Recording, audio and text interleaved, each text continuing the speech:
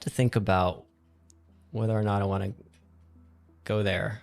He wanted to use remote viewers to solve some of the mysteries and like historical mysteries. So there was some remote viewers, I was one of them, that was involved in doing some of this remote viewing. When doing that neurofeedback, I had an experience that was very much what like Yogananda described. I was aware that I was in my body, but I had this kind of crystalline visual clarity of being in space and seeing the like the dynamics of the universe moving. It was like I was seeing the universe breathe in and out. Plasma is a liminal kind of state. The liminal state is between this physical world and whatever is the kind of invisible world or a parallel dimension or a new dimension or something. If I were to put it in my own words, we might think of the sky as we think of the ocean. The ocean is full of a myriad of life forms, and the upper atmosphere too might be full of other types of life forms in the plasma domain. And that's unusual to us because we think of life as biological. Maybe now, in 2025, we're a bit more amenable to thinking life, or the embodiment of consciousness perhaps, as not strictly a biological phenomenon. So because you are involved in so many, novel things and things that pique my curiosity, it's always hard to know where to start. But I think it makes sense to sort of pick up where we left off on the last one, which is we started to go down the road of plasma, novel technologies, but also how plasma may be related to consciousness. And you turned me on to two books toward the end of the podcast, to New Science of Heaven and the book by Constable, Cosmic Pulse of Life. Cosmic Pulse of Life, yes, Cosmic Pulse of Life. So I read Cosmic Pulse of Life. I started reading New Science of Heaven. So I've at least got a sort of good gestalt view of what those books are proposing. And I'm very curious, my friend, what made you want to point me toward those books in particular? There's not much out there in the way of a view of plasma that captures its mysterious and intriguing qualities. So those two books are some of the best. There's actually a third that's written by an independent researcher named Dana Kippel, which is a really interesting summary of a lot of this stuff. I'd recommend that one as well. But I think at the time it wasn't out. But those two books I think are good, if you will, bookends on the subject matter. On the one hand, you have a New Science of Heaven, which is an elegant and beautiful book, right? And which you kind of have to have if you're talking about the cosmos. And we'll leave one inspired with thinking about the universe in a new kind of way. Most of the universe is plasma, and it's turns out that it is interconnected in all these really cool ways, right? And so that book will touch upon that. And then A Cosmic Pulse of Life, what a wild journey that book is. Yeah. It's written in 1976 by Trevor James Constable, who's, I think he was an independent scientist and engineer, if I'm not mistaken. Yeah. And the book is, well, there's a lot of points to it. I mean, he goes through his own experiences in developing a particular type of camera. I think some of his background was in camera development. So he works with this other guy and he develops this type of camera that's capable of capturing atmospheric phenomena, like sort of plasmic atmospheric phenomena. He maintains that there are all kinds of things that are seen in the sky, including things that seem to interact with a person's awareness or witnessing or intention, a la your kind of contemporary CE5 stuff, but that they are not craft, but actually a type of plasma entity, maybe even semi-intelligent. And so the story is he develops this camera and he takes these photos and he finds these like small little orb-like things, but also these very large objects up there, sort of like these big whale-looking things. Yeah. And he attempts to make the case that if I were to put it in my own words, we might think of the sky as we think of the ocean. The ocean is full of a myriad of life forms, and the upper atmosphere too might be full of other types of life forms in the plasma domain. And that's unusual to us because we think of life as biological, right? And maybe now in 2025, we're a bit more amenable to thinking about life, or the embodiment of consciousness, perhaps, as not strictly a biological phenomena. And the reason I say that is because we're having this discussion about AI. Mm-hmm. Right. So can a silicon substrate with sufficient transistors and training embody consciousness, I suppose. And so, but we're also, looking at these phenomena in the sky and going, what the hell's going on, right? And, one explanation might be your ET explanation, who knows? Another, though, might be that we're encountering a new kind of life form or proto-life form up in the sky. Yeah, man. He is fascinating because he's bringing something to the conversation of the phenomena that I don't hear brought up very often. So for people that haven't read it, which I'm guessing is almost everyone, because it's a fairly obscure book, like he's known in ufology circles, I guess, but he's not one of the names you regularly hear. I had never heard of him before you brought him up. And to, elucidate a little bit more of what's in that book, one of the premises is that there is this whole unseen realm of nature and phenomena up in the sky, as you pointed to, like that maybe the sky is more like an ocean. And he talks about both plasma and ether. He talks about ether a lot and talks about these as potentially etheric beings. And, ether, of course, goes back to ancient Greece, goes back to Plato. It's the Platonic solid that is personified as a dodecahedron for some reason. And that's a whole interesting conversation in and of itself, because the dodecahedron is privileged as this almost secret Platonic solid that you sort of have to deduce while you're reading the Timaeus. So yeah, it's like this, it occupies this special place. And then, of course, ether kind of goes down through the ages as something that's always considered to be part of reality until that Michelson-Morley experiment, which, in air quotes, debunked the existence of the ether. And I think you might have some interesting thoughts on that too. But he's talking about the ether as influenced by Rudolf Steiner a lot. And Rudolf Steiner definitely believed that that the ether was more than just some kind of physics substrate or energy. He believed that there were etheric beings, and that higher consciousness did reside in some kind of non-physical nebulous thing he called the ether. But then, of course, too, it is very fascinating as a physics subject in and of itself. And I know you're at least glancingly interested in this topic too. And I guess to sort of join together the topic of plasma and ether, do you think that those could be connected in some way? Or are we just sort of like smashing concepts together that shouldn't be smashed together? Well, I think that a lot of what's going on in the resurgence of interest in unusual things is the smashing together of stuff that, like, we have an intuition that may go together, but we can't quite figure it out. UFOs and consciousness, for example, smash that one together for a long time until there's like this kind of story that's sort of emerged in terms of how we understand it.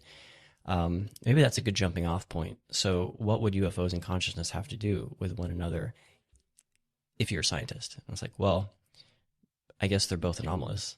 They're both unexplained to some extent.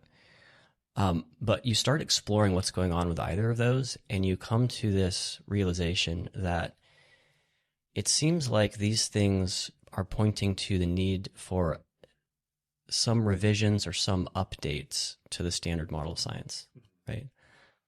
And you look at what those could be, and they need to do a number of things. That revision needs to do a number of things. It needs to account for psi phenomena. How is it that telepathy seems to exist or remote viewing is possible? Okay, and if you're stuck in the cult of bumping particles, known as the standard model, it's a difficult thing to square. Not impossible, but it's hard to do, right? you end up invoking, maybe over invoking quantum mechanics as the mechanism of psi. We don't know, right? But Or, people who I like Eric Wargo, for instance, he has a pretty much materialist take on psi, trying to attribute it all to retrocausality and the idea that really we're existing in this block universe sort of cosmology where everything is already determined, and we're living through our lives as if we have free will, and this happened and that happened, but really that's just a artifact of our perspective. And all ESP is, all psi is just future information traveling back in time, and that explains everything, or at least you can construct an argument that makes it seem like it explains everything. That's another rabbit hole we can go down. For sure. Let's come back to that. We're introducing a lot. Okay. We're introducing a lot. It's a good one though. Yeah. I will say I feel like retrocausality, and in particular Eric Wargo's contribution to that, is an important one. Yeah. And I'm a big fan. So you've got this need to try to explain the psi phenomena, which I think is different than consciousness. That itself is kind of the standalone mystery. It's like, why is subjectivity attendant at all to any physical process? Like, what's going on with that? Which precipitates individuals coming up with their own pet theories for how to explain this stuff. Many of which point to, if we only had like an ether, then this stuff could be explainable. And it's a similar situation with the ufology stuff. It's like, if you're like, where does the energy for this stuff come from? Can you get there with a 0-point energy kind of approach? And some people think yes, some people think yes, but only if you recover the ether in some way or something like that, right? I'm not an expert in those things, but from the get-go, many serious folks have had some reservations about the Michelson-Morley experiment. Yeah. And indeed, many of the lauded inventors of the last century, Tesla and others, kind of relied on some concept of the ether. So, I made this kind of like comment or prediction in a documentary a couple of years ago that plasma is going to become a big thing and that we're going to begin to return to an ether. And I said that it's not going to be called an ether, probably. Yeah, we'll see. But that we might end up having to return to that in some way. And what we mean by ether, broadly, I guess, is that the fundamental physical substrate is like a unified or fluid geometry, something like that. And I mean, not to interrupt you, but doesn't that just kind of sound like a quantum field too? Because you have this non-local isness, right? Of like a quantum field is like this non-local phenomena that can be collapsed into a particular point in space-time, which becomes a solidified object. But couldn't you just, like, how is that really that different? It's just, again, I think the ether, for people who are like straight-laced scientists, might be such a damaged term, and a term that's like so riddled with like esotericism and in their minds make-believe, that they wouldn't want to use that word. But it kind of just feels like semantics. It kind of almost feels like quantum theory in some ways does prove the ether, if you think about it. Like, I don't know. Well, I'm not a quantum physicist, so probably. That doesn't stop anybody else, brother. Yeah, it's maybe one of those things where the stark differences are obvious only to those with like the level of kind of training required to understand them, but that if you take a few steps back, they actually look more similar than you think. One of the consequences of specialization is that in your mind, the chasms between concept A and B are actually much larger than they appear to others looking at it with novice eyes. Are you familiar with Nassim Haramein and the Resonant Science Foundation? Yes, I know who he is. Yeah. Okay. He's a cool guy. And he's maybe somebody that you could point to as him and his group, the Resonant Science Foundation.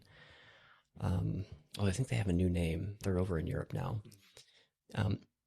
But they have been working on fundamental physics from a, if you will, like a geometry first perspective, and have come up with a number of predictions based on their theories that have accurately predicted the mass of the electron, I think, more accurately than the CERN guys did. Wow. And have made a number of other predictions too that were proven correct, even before like the sort of mainstream guys did. And it's a totally different way of looking at the universe, I guess. And it is pretty congruent to the conversation we're having here. So if anyone wants to like learn that a little bit more in depth, I think that they have an academy that you can sign up for, and you can go through all the materials. But that's recommended. Fascinating. So there are people that are doing really good work out there that is that is finding the connections between these things that we're smashing together because we have an intuition that they go together somehow. Yeah. One of the things that is very, provocatively, I think, just asserted in that New Science of Heaven book, and I think is implied in some ways in the other book too, but is not as directly. Though actually, I think it would be if we can again sort of try to find some common ground in the Venn diagram of ether and plasma, is its relationship to consciousness. Because in A New Science of Heaven, he sort of just at a point like blurts out this notion that, yeah, plasma is conscious and these plasma beings are conscious, and you can mentally, telepathically somehow connect or have visions of these beings. And he kind of just, to my memory at least, just kind of like jabs it in. He doesn't lubricate you all that well. It's just like, boom, we're talking about it. It's a reality. And as somebody who's deeply interested in both plasma and consciousness, what do you think the relationship is there? Do pardon the interloping, my friends. Can one interlope upon themselves?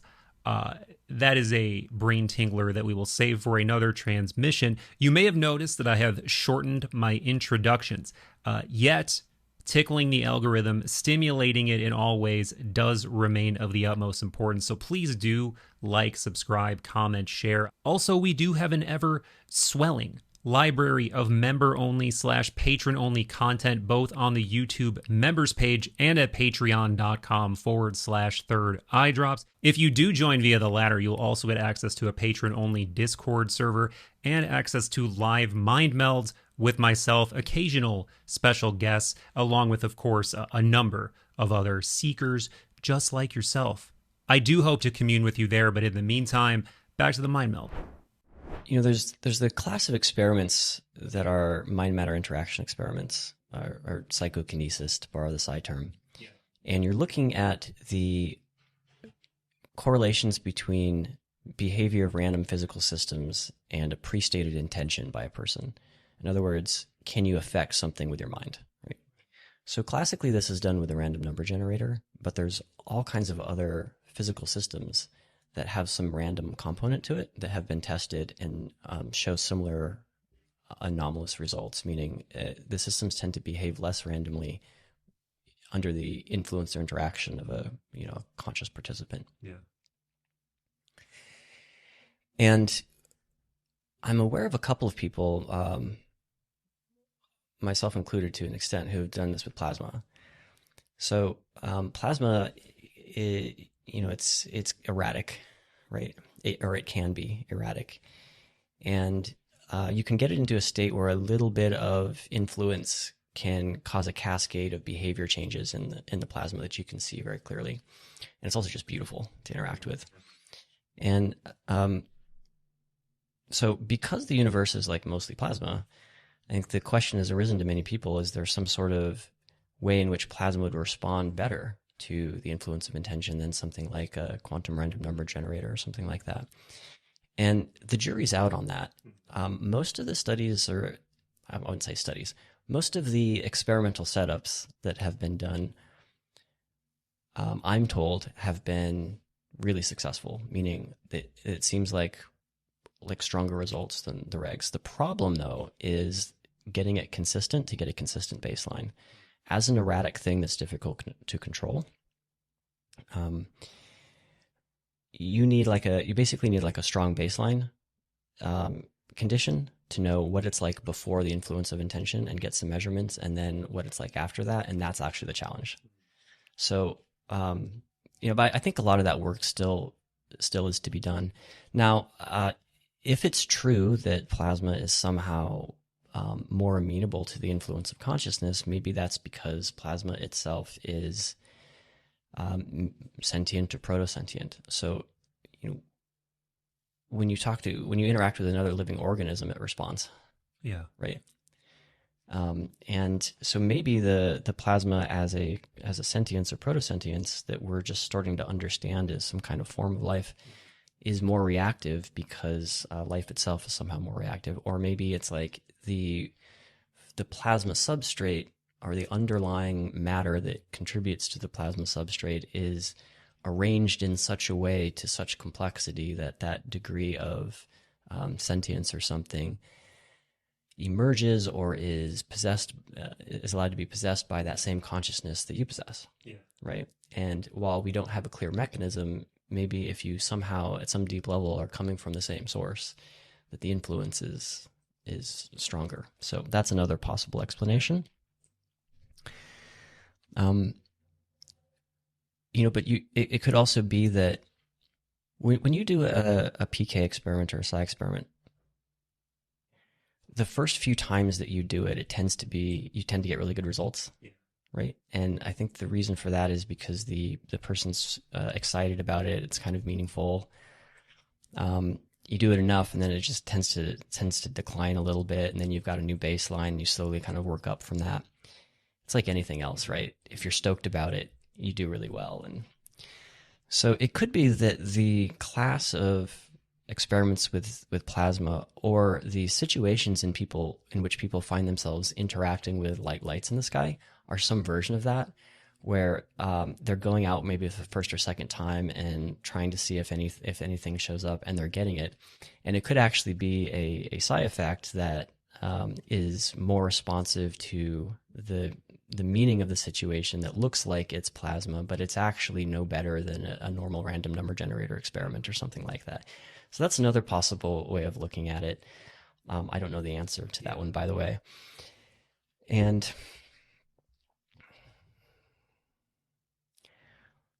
I guess it could also be that there really isn't a direct interaction, but it's like a decision augmentation thing, where you're somehow picking the right time to go outside and look up, or picking the right time to decide to do an experiment, because you're being informed retrocausally from the future about how it's going to behave or not. And it looks like you're causing it, but you're actually just picking the right time to look up or to whatever. And then it's just sort of synchronistically coming together. That's another explanation. And maybe another version of this is, people have been looking at weird lights for a long time. Think swamp gas. Think this. Have you heard of Earth lights? Maybe. Okay. Yeah. So fill in my blanks. Again, for a long time, people have been reporting that there are these areas in which these Earth lights show up. Is this like over fault lines and stuff, where there are like a lot of luminous orb type activities apparently, and some people say they might have something to do with like fault lines or ley lines, or appearing before earthquakes and stuff like that? Maybe related. Okay, so there are places like Marfa, Texas, and there's one in Norway called, I'm going to butcher the name, but it's called like Hesdalen, I think, where people have been seeing these orbs just appear and kind of move around the ground, and it's hard to explain what they are. I don't think people think that they're some sort of non-human intelligence, but they seem to they seem to not be. They seem to be somehow a bit more intelligent than just a flash of light. But like, what are they, and where do they come from? So people have been looking at this for a long time. I'm sure they've gone out and they've found that that it seems to be interacting with them somehow. And then there's the lights that show up around fault lines or during or around seismic activity. And that's also a well-known thing. It's still a bit of a mystery. The thinking there is that you've got crustal deformation that's creating a piezoelectric effect somehow with the quartz crystals or something that's in the earth, and it's causing this electrostatic charge that comes together in some sort of ball lightning. And why not? Yeah. So we're starting to hint at a potential relationship between things like plasma and the phenomenon. And I think last time I posited this notion that maybe plasma is like this intermediary kind of proto material that then solidifies into what we would conceive of as like a UFO. Something like, particularly something like an egg-shaped craft or something. It almost makes sense to me that maybe it would start out as some kind of amorphous, not liquidy sort of stuff, but something that is not solid, and then it solidifies into something like an egg shape or an orb or something like that for a period of time. So that is one fascinating angle of this conversation I'd love to hear your thoughts on. But while we're talking about this relationship between the mind and plasma, and we didn't really talk about the plasma beings and the plasma communions talked about in A New Science of Heaven, if you have any thoughts on that. But there's another story I'm sure that you're aware of that I don't know if I should say the person's name or not, even though it's like at least semi-public. And we'll just say Martin. It's a story from Martin, the pseudonymous Martin, who talks about interacting with a strange orb-like thing. And he seemed to, so backing up, there's someone named Martin who tells the story of being recruited into like a gate program, sort of intelligence, I don't know, classified project of some sort, like through a gifted and talented program.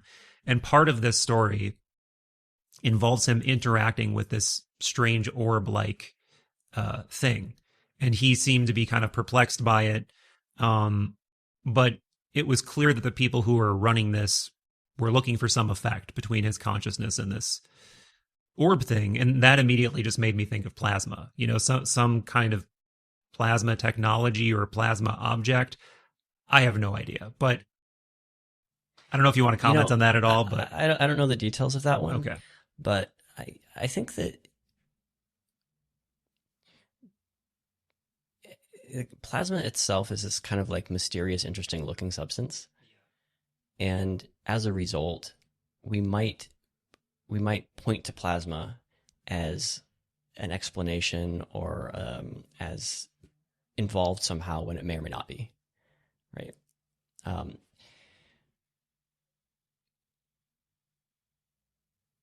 The connection between the UAP phenomenon and plasma, at least the connections that I've made, go like this. If you look at the videos of many of these things appearing in the sky, they often have this kind of amorphous quality to them and a sort of shimmering that has a shimmering between colors. It's kind of like moving between the spectrums, like green and purple. Sort of iridescent, kind of iridescent, pearloid. Yeah, totally. And yet they also have a nuts and bolts component to them, right? So there's a form of those things in which they are physical, like they're kind of metallic, at least according to the stories. And so maybe what these metallic craft are doing is that whatever technology is powering them or whatever, it has a plasma expression around the ship that when going from dimension A to our dimension B, as it's coming into our dimension B here on Earth, the expression of that plasma is seen in the sky as it's like transitioning somehow too. Okay, so that's kind of a vision of an interdimensional version of the UAP versus a like a ultra fast rocket or something, and that there's some speculation. I think Jesse's done a lot of interesting work on the high voltage research component of that. Well, high voltage is like a requirement for the generation of plasma, and so maybe what you're seeing is a kind of plasma effect of the underlying technology, and it might have this sort of interdimensional aspect to it as well. Maybe like there's almost like a bubble around something Yeah, that's formed. that's my hunch. I'm not basing that on any kind of special knowledge, but I think that's kind of my hunch. It would make sense that it would need to be that way a little bit, because you still have to protect the occupants, or you probably want to protect whatever inside the craft, right? And you would need some kind of insular or bubble reality around that thing while you're making the journey somehow. And yeah, and so I don't necessarily think that plasma is the thing that does that, but that we're looking at a plasma, something that is plasmic, that is attendant to that underlying technology that we see, or maybe an artifact of it or something. An artifact of it somehow. Yeah. Mm-hmm. Yeah, that's extremely fascinating. I do have a hunch though that plasma is a liminal kind of state. Yeah. That is to say that the liminal state is between this physical world and whatever is the kind of invisible world, or a parallel dimension, or a new dimension or something. And that at that state, that plasma state is like the in-between. Yeah. Yeah. And you're leaning right into, you're beginning to steer right where I wanted to go from here, which is perfect, which is, but what about the intelligence that this effect is downstream of? Like, how do you think about that? Do you think about it as like an extraterrestrial mind? Do you think about it in more spiritual terms? Do you think about it as maybe we don't have any great words for it?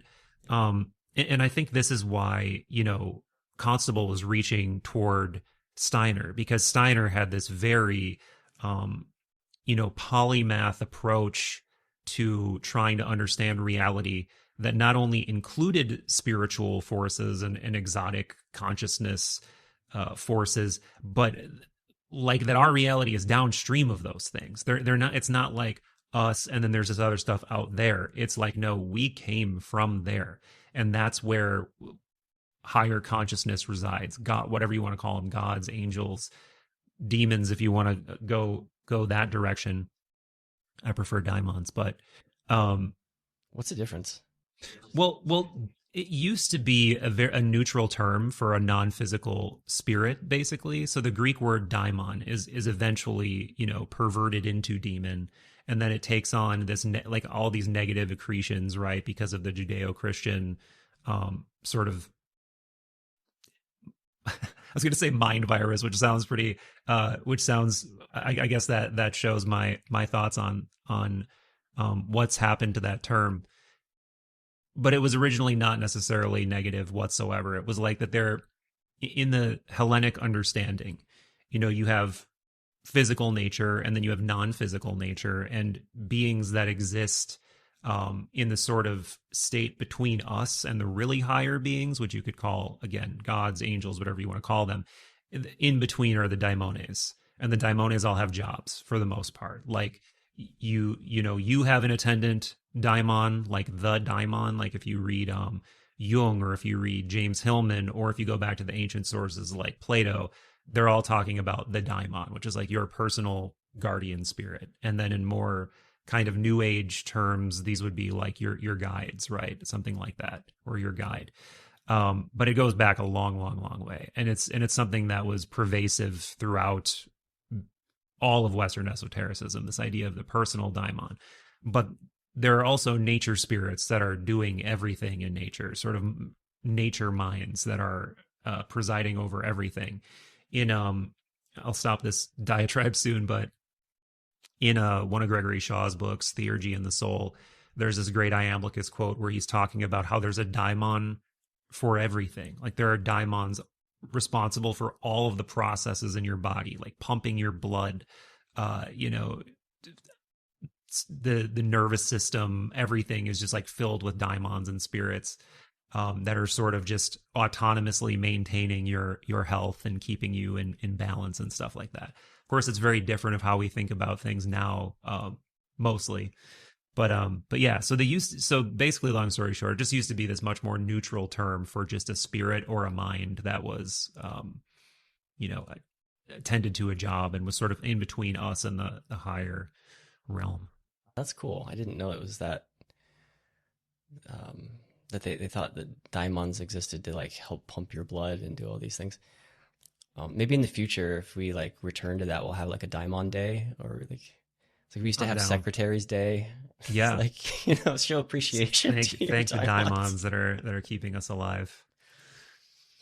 Yeah, I guess to sort of answer your question is I don't see it as particularly extraterrestrial, or maybe a little spiritual,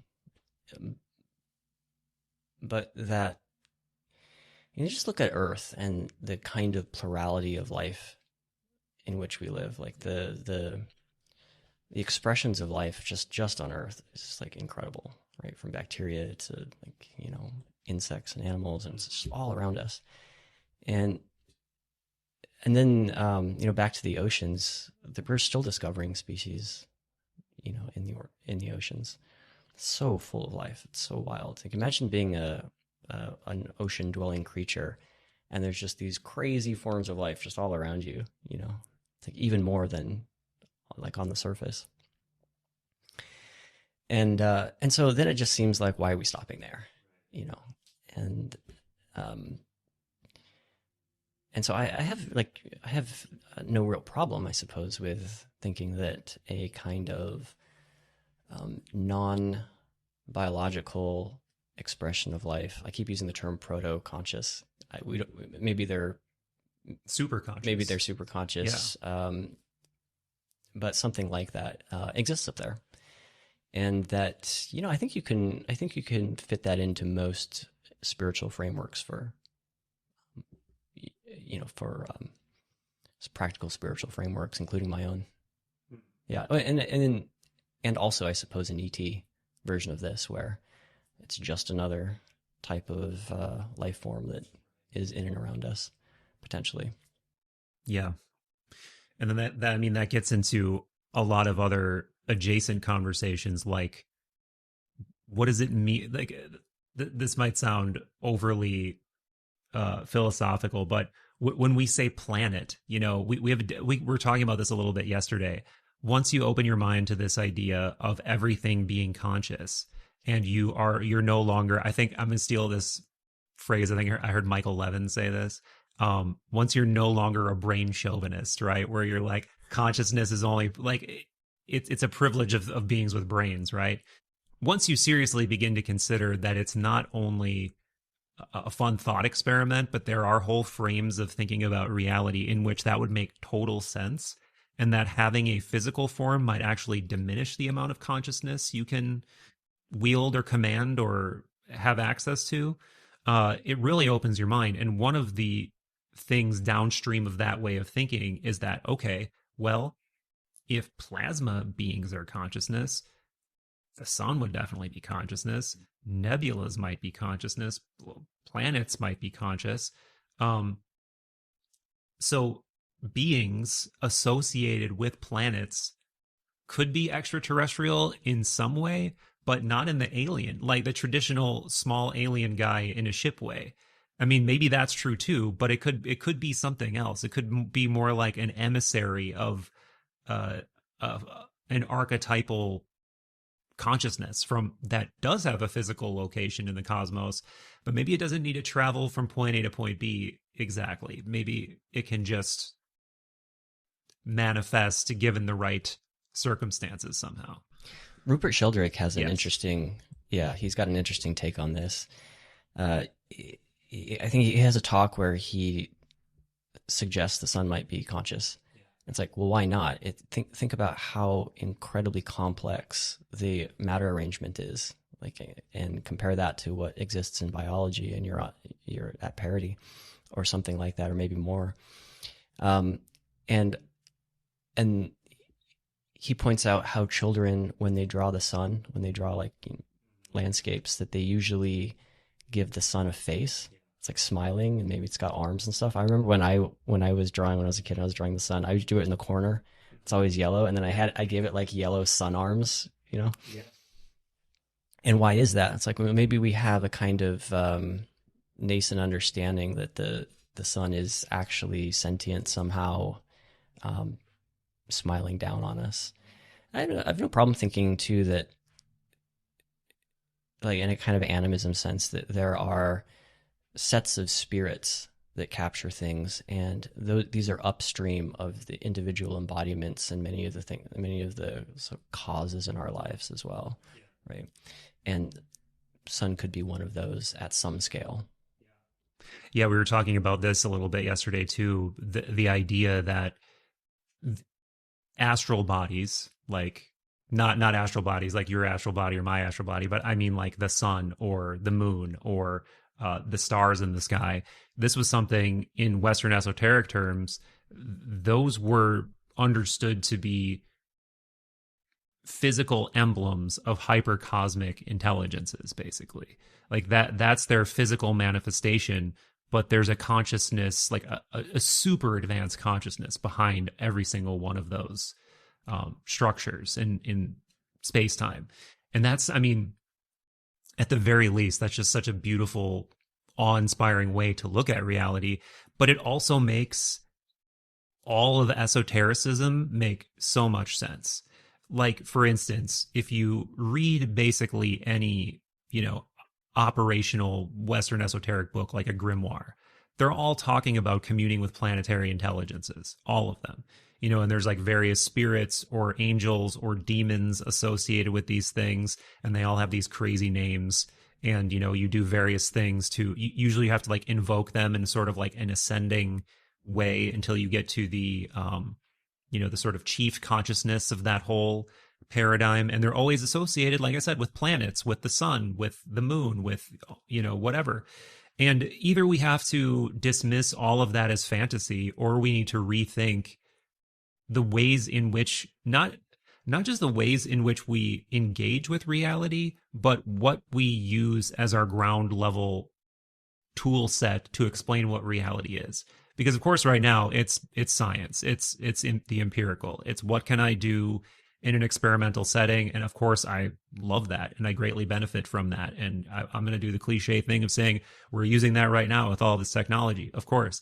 But why be a empiricism chauvinist? Why not allow subjective and the phenomenological to at least get some portion of reality? Like, I mean, I think all of us care more about our subjective experience on a daily basis than, some tiny, atom tickling experiment that's going on in some lab somewhere. Yet by the current academic standard, that's way more real, or that's way more a technique that is far more respected for putting a leash on reality than your own experience, right? Like, your own experience is not thought of very highly. And I get why that would be, right? I get that, once you open that portal, it's kind of a free for all, but there's got to be some middle ground at the very least, I think. You're free to do it. I'm doing it. Yeah. I'm doing it. I'm doing it, believe me. But as somebody who is, both, I mean, I would consider you to be both a seeker and a scientist, even though maybe I don't know how much time, I know you spend time in labs. I don't know how much actual experimentation you do these days, but you're somebody who has really explored both paths, it seems like, from what I've discovered. How do you square that circle in your mind between the things you experience, mystical experiences you've had that you've told me about, or experiences of high weirdness, which you may or may not want to share, and then something like that you witnessed in a lab? How do you congeal all of that into a worldview for yourself? It's pretty easy. Yeah, it's been pretty easy. There are things that are true about the lived experience of the world that are not yet captured in our scientific theories. And it might always be that way. That might just be the way things always are, right? But there's points that you reach where you have serious opportunity costs and setbacks as a society in terms of your technological progress and just the way that time is spent trying to seek the truth in too myopic of a way, where you need to get together and do the work to update the scientific models. Right. Right. So, and I think we kind of get that now broadly. The past 10 years have been really good for making that case, particularly with the UAP thing. Yeah. Right.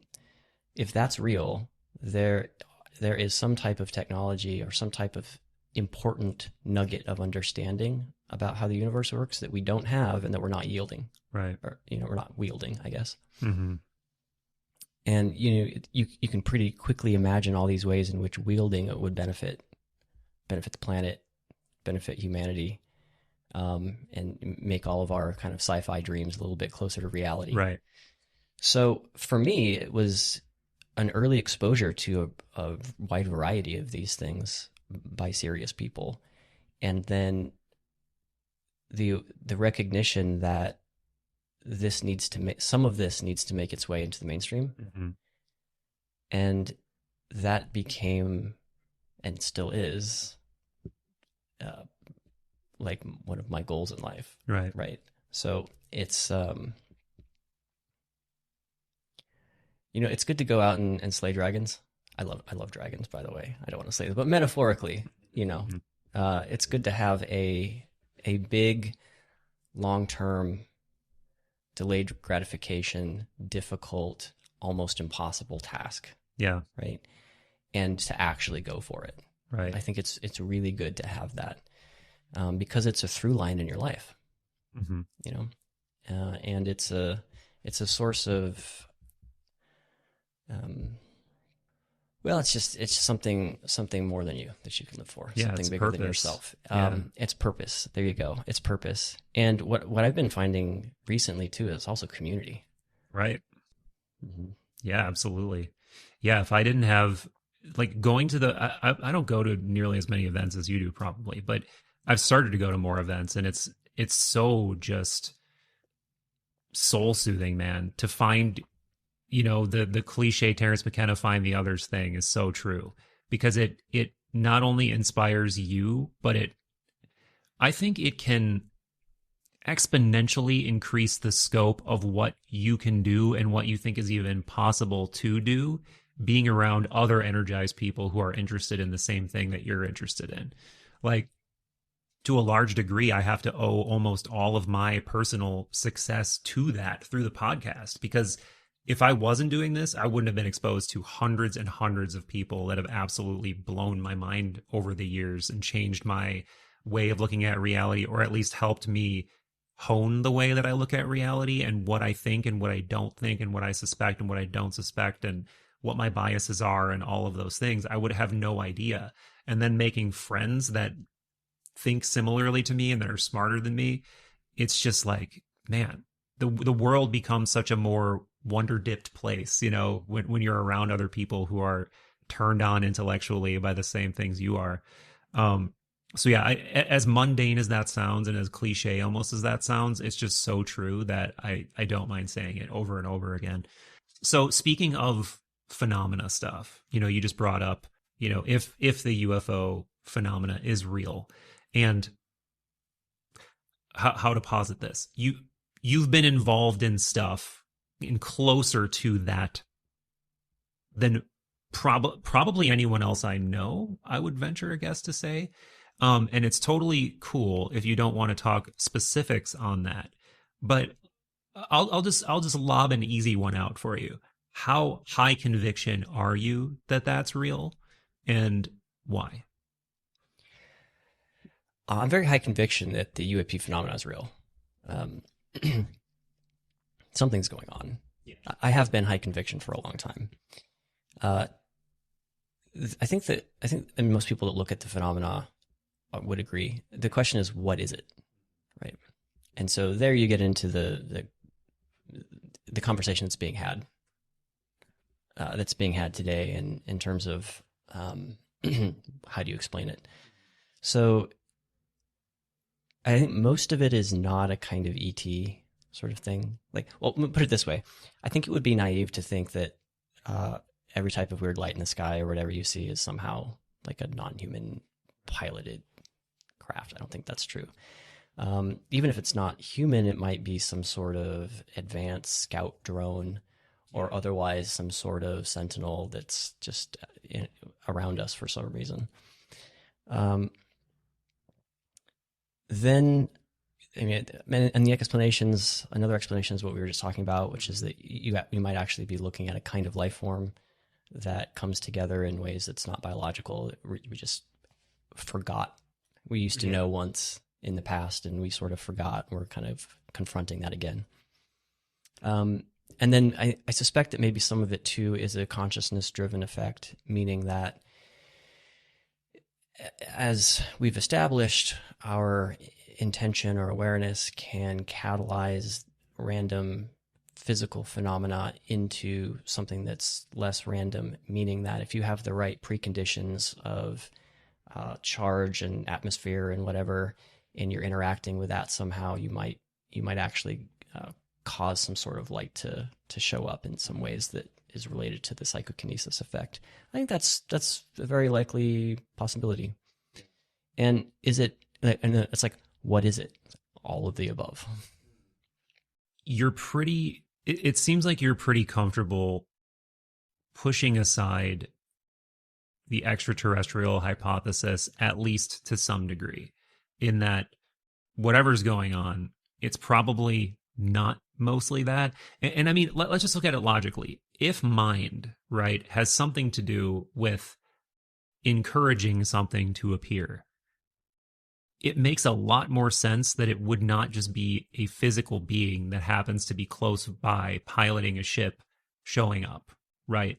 So what is a more parsimonious explanation, right? It's something like what you've outlined there, that there's some sort of natural potential that exists in the world that allows something to manifest in concert with your mind. And that could be part of nature. That could be something spiritual or metaphysical.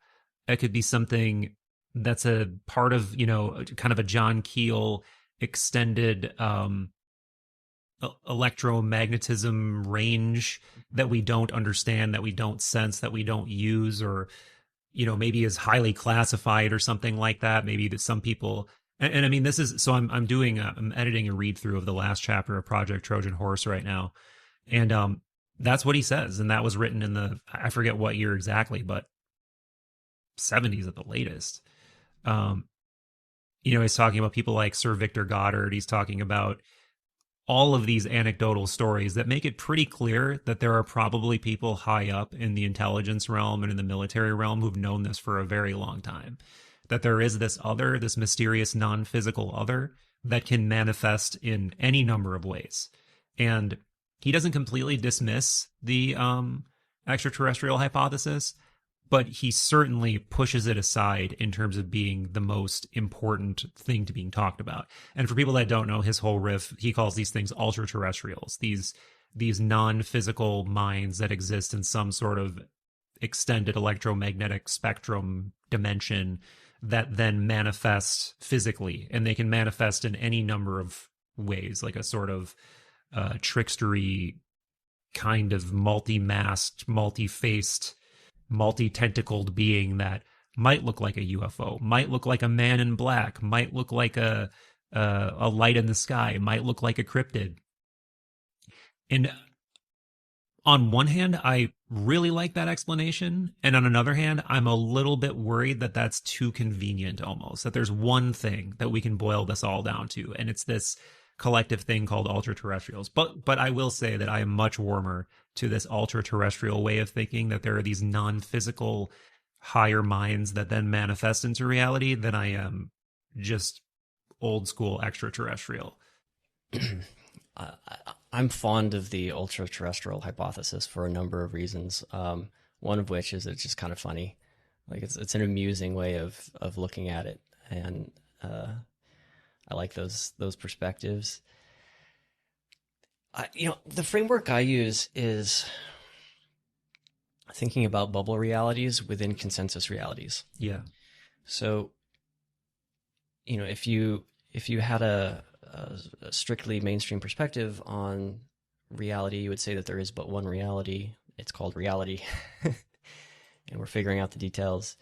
But if you come from a kind of consciousness first point of view, where consciousness is more fundamental and it has some sort of influence or interaction with the physical world, then what you're really looking at when you say reality is consensus reality, meaning it's the cumulative isness of all of the bubble realities that are subsets. And what are bubble realities? Well, that would be arbitrary ways in which you could draw a circle around an individual's, so I have my own personal bubble reality, you have yours, but presently there's a bubble reality that we're currently sharing, and like Venn diagrams, they overlap closely. Okay, now bring into that this psychokinetic aspect, or this consciousness influencing matter perspective. There are things that need to exist in the physical world for us to be sitting here having this conversation, right? We need gravity, and we need electromagnetism, and we need tongues, and we need language, and we need this whole, we need all this stuff. And those basic, very foundational things, very basic foundational components are part of what, the shared experience of people living on Earth. But there are things that are more on the tail end of what's likely to happen, or the tail end of possible experiences that maybe many people don't experience, or don't experience very often, but some experience more often, or some they actually experience it. And so, there seem to be groups of people or individuals, bubble realities that are more amenable, that are more permissive of strange stuff. So these would be like psionic people, as we've colloquially started to call them. I mean, this would be psionic people. These would be people with really great luck. These would be, take your pick. There's also the opposite of that, where, and then most people, it's like a bell curve of what is the likely stuff to happen in your world. It's like a bell curve where, the middle of it is like super normie, right? And nothing weird ever really happens. But that's like this sort of shared consciousness effect that is creating that. It's blocking out. It's using basically psi to block out things that are unlikely, that don't kind of conform to the middle of the bell curve. Yeah. And then on the extrema, you have other types of bubble realities that are perhaps, for whatever reason, many, many, many possible reasons, more open to these types of things being real and having that. And as a result, they can overlap with other people that have a shared experience, because they can actually share that experience together.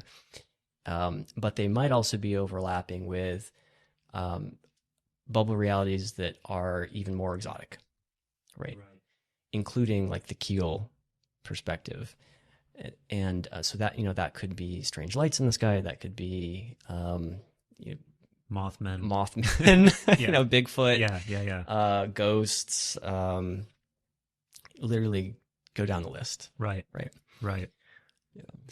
Yeah, that's a subject that I don't know what I think about cryptids. It's strange, because I think, I don't know, maybe it's a bias that I need to investigate further. Like, why am I so open-minded to UFOs and the phenomena broadly, but I'm a lot more shy when it comes to cryptids? Like, I don't know what it is exactly.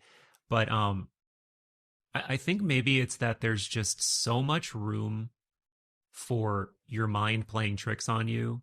Seeing something out in the forest, or just seeing something out of the corner of your eye.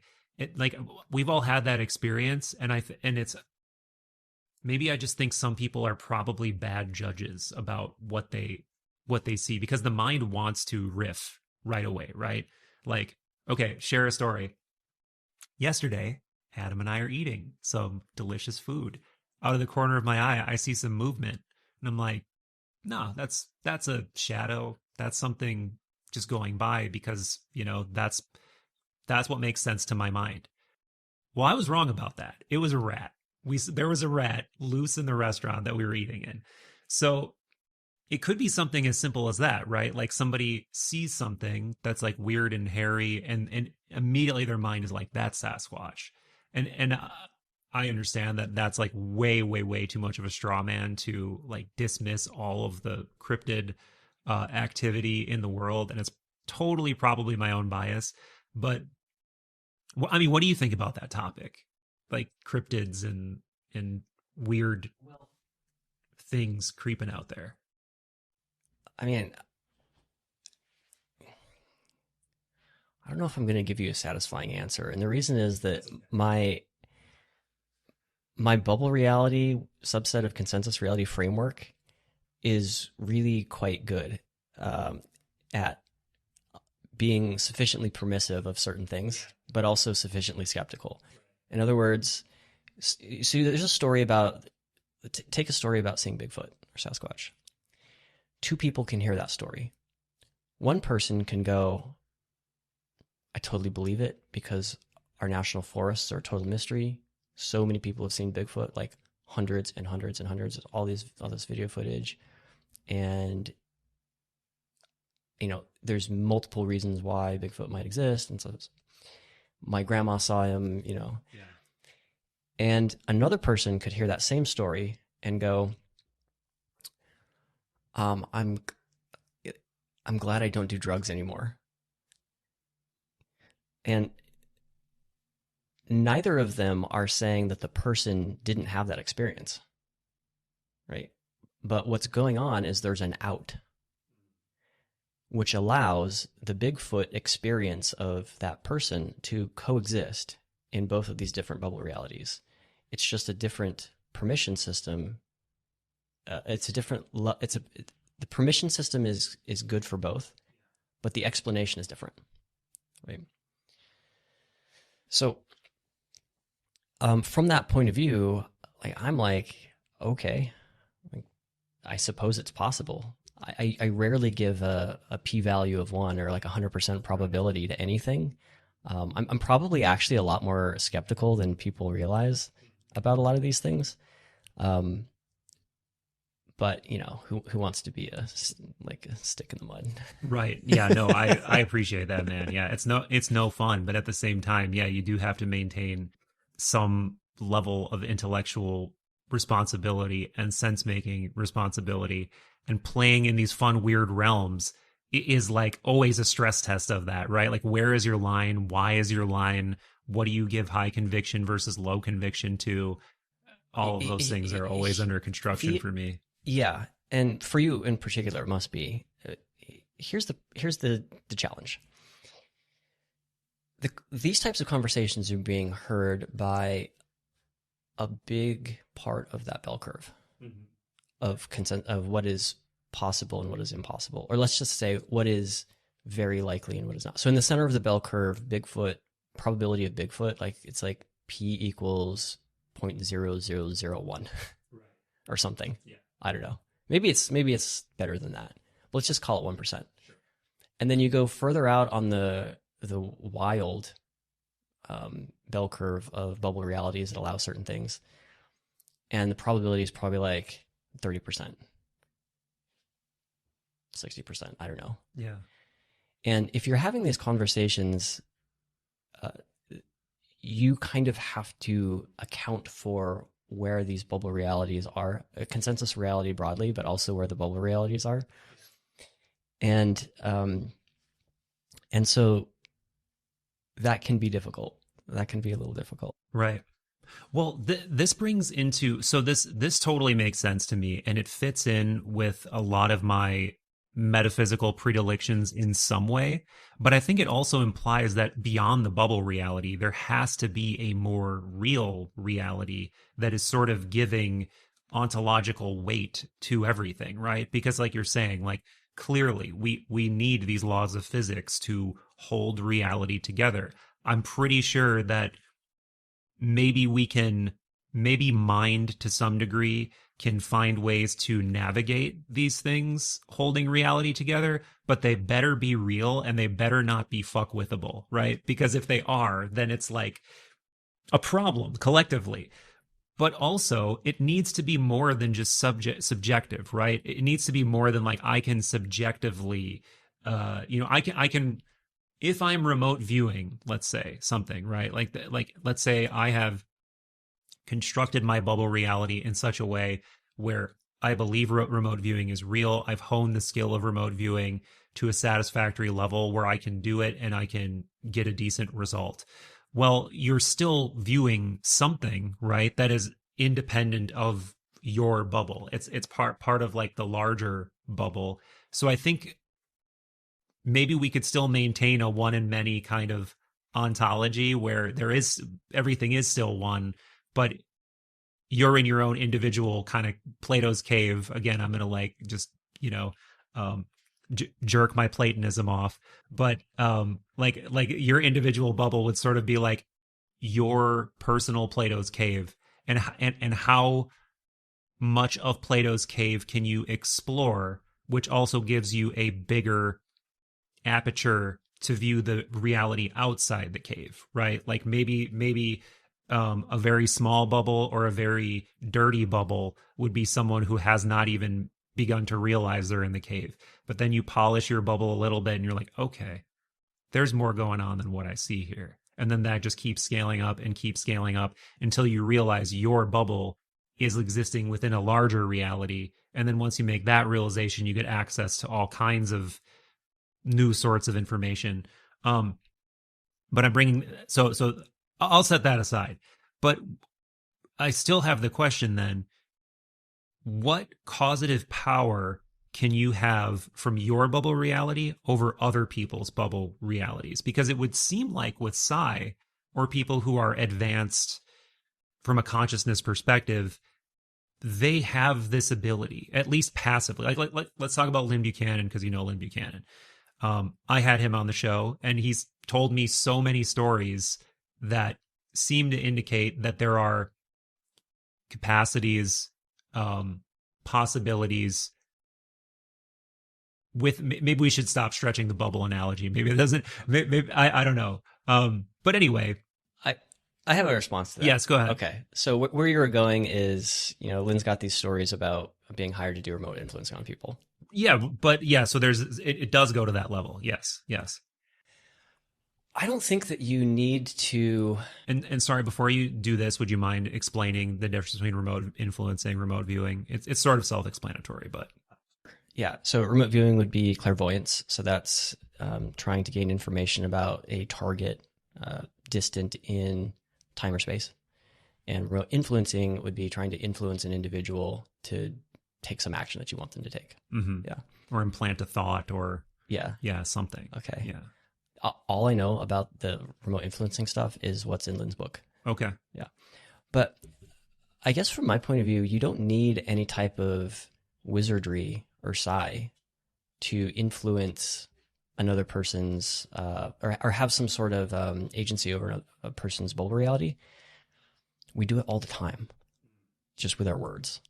So here's an example.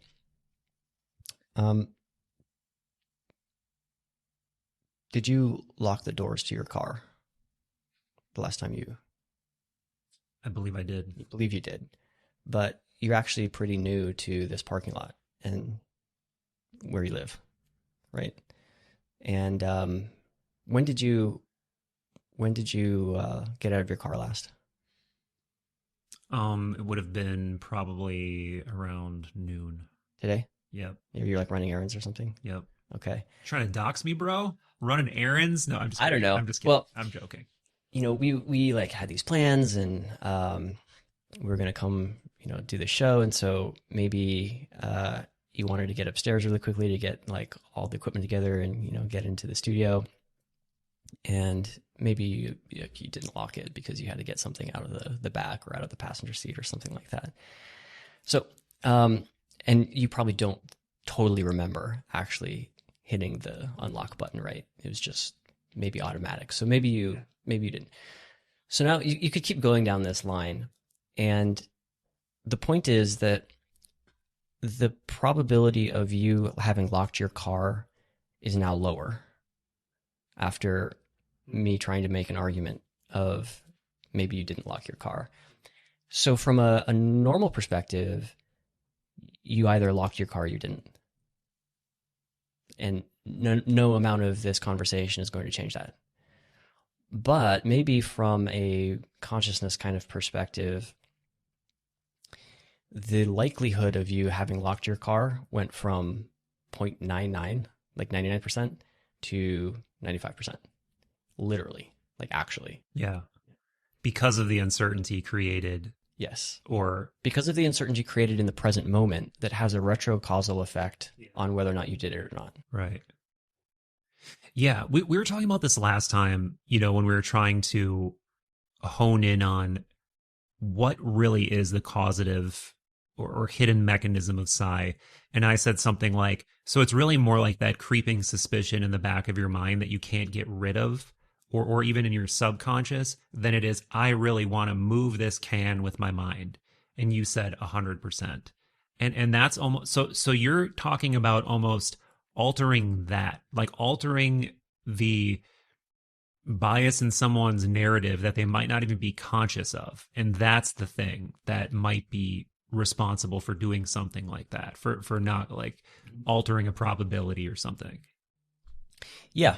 There's different mechanisms at play, but my perspective has always been that the subconscious is kind of the driver of psi effects. And so if there's something that is influencing the subconscious mind, that is kind of how you get these psi phenomena. And then maybe from the car locking example, it might be related to this kind of weird idea to contemplate. Yeah.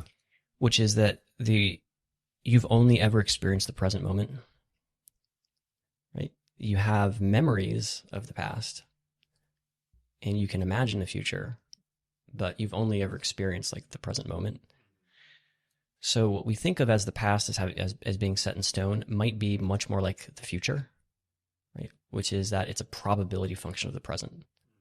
So it's like the very high likelihood that you and I are going to be sitting here together 5 minutes from now, but the fire alarm could go off. Yeah. It's like, it's low probability, but it's possible. And so maybe the past is something like that.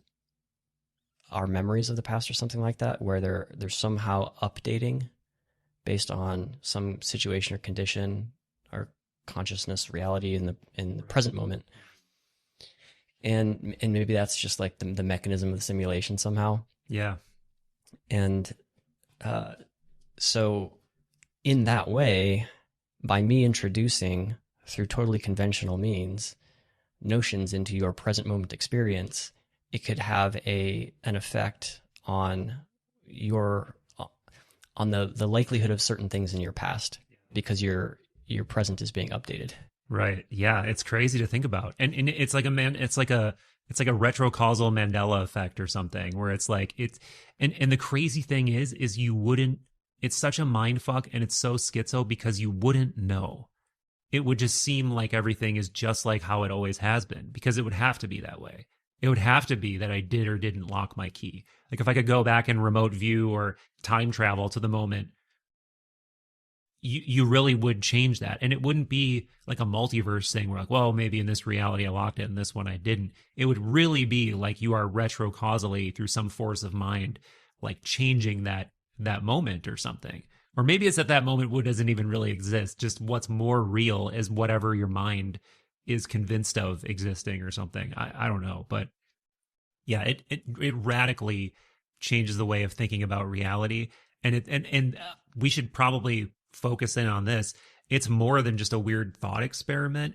I think it really is worth considering, because if we are going to give some weight to psi, if we're really going to seriously believe that mind does have some kind of control over reality, and yeah, maybe it's not like the most cliche manifestation, I really want this, so I'm going to get it, but there's still something else behind that's even more fundamental about the mind that might have some kind of effect in the soil of reality that makes things change or makes different things bloom or have happened or not happened.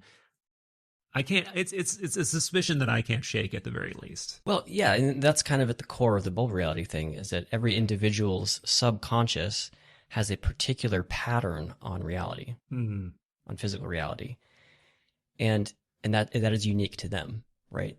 That might be a deep Jungian archetype thing, or that might be something like touching on the soul, but it's a unique pattern of their consciousness on physical reality, which is this dimension, right? yeah. And when you, in a bubble reality, when it overlaps in a Venn diagram sense with another person, the space in between is the level of agreement on which it's true. Now, you and I share a lot of it, right?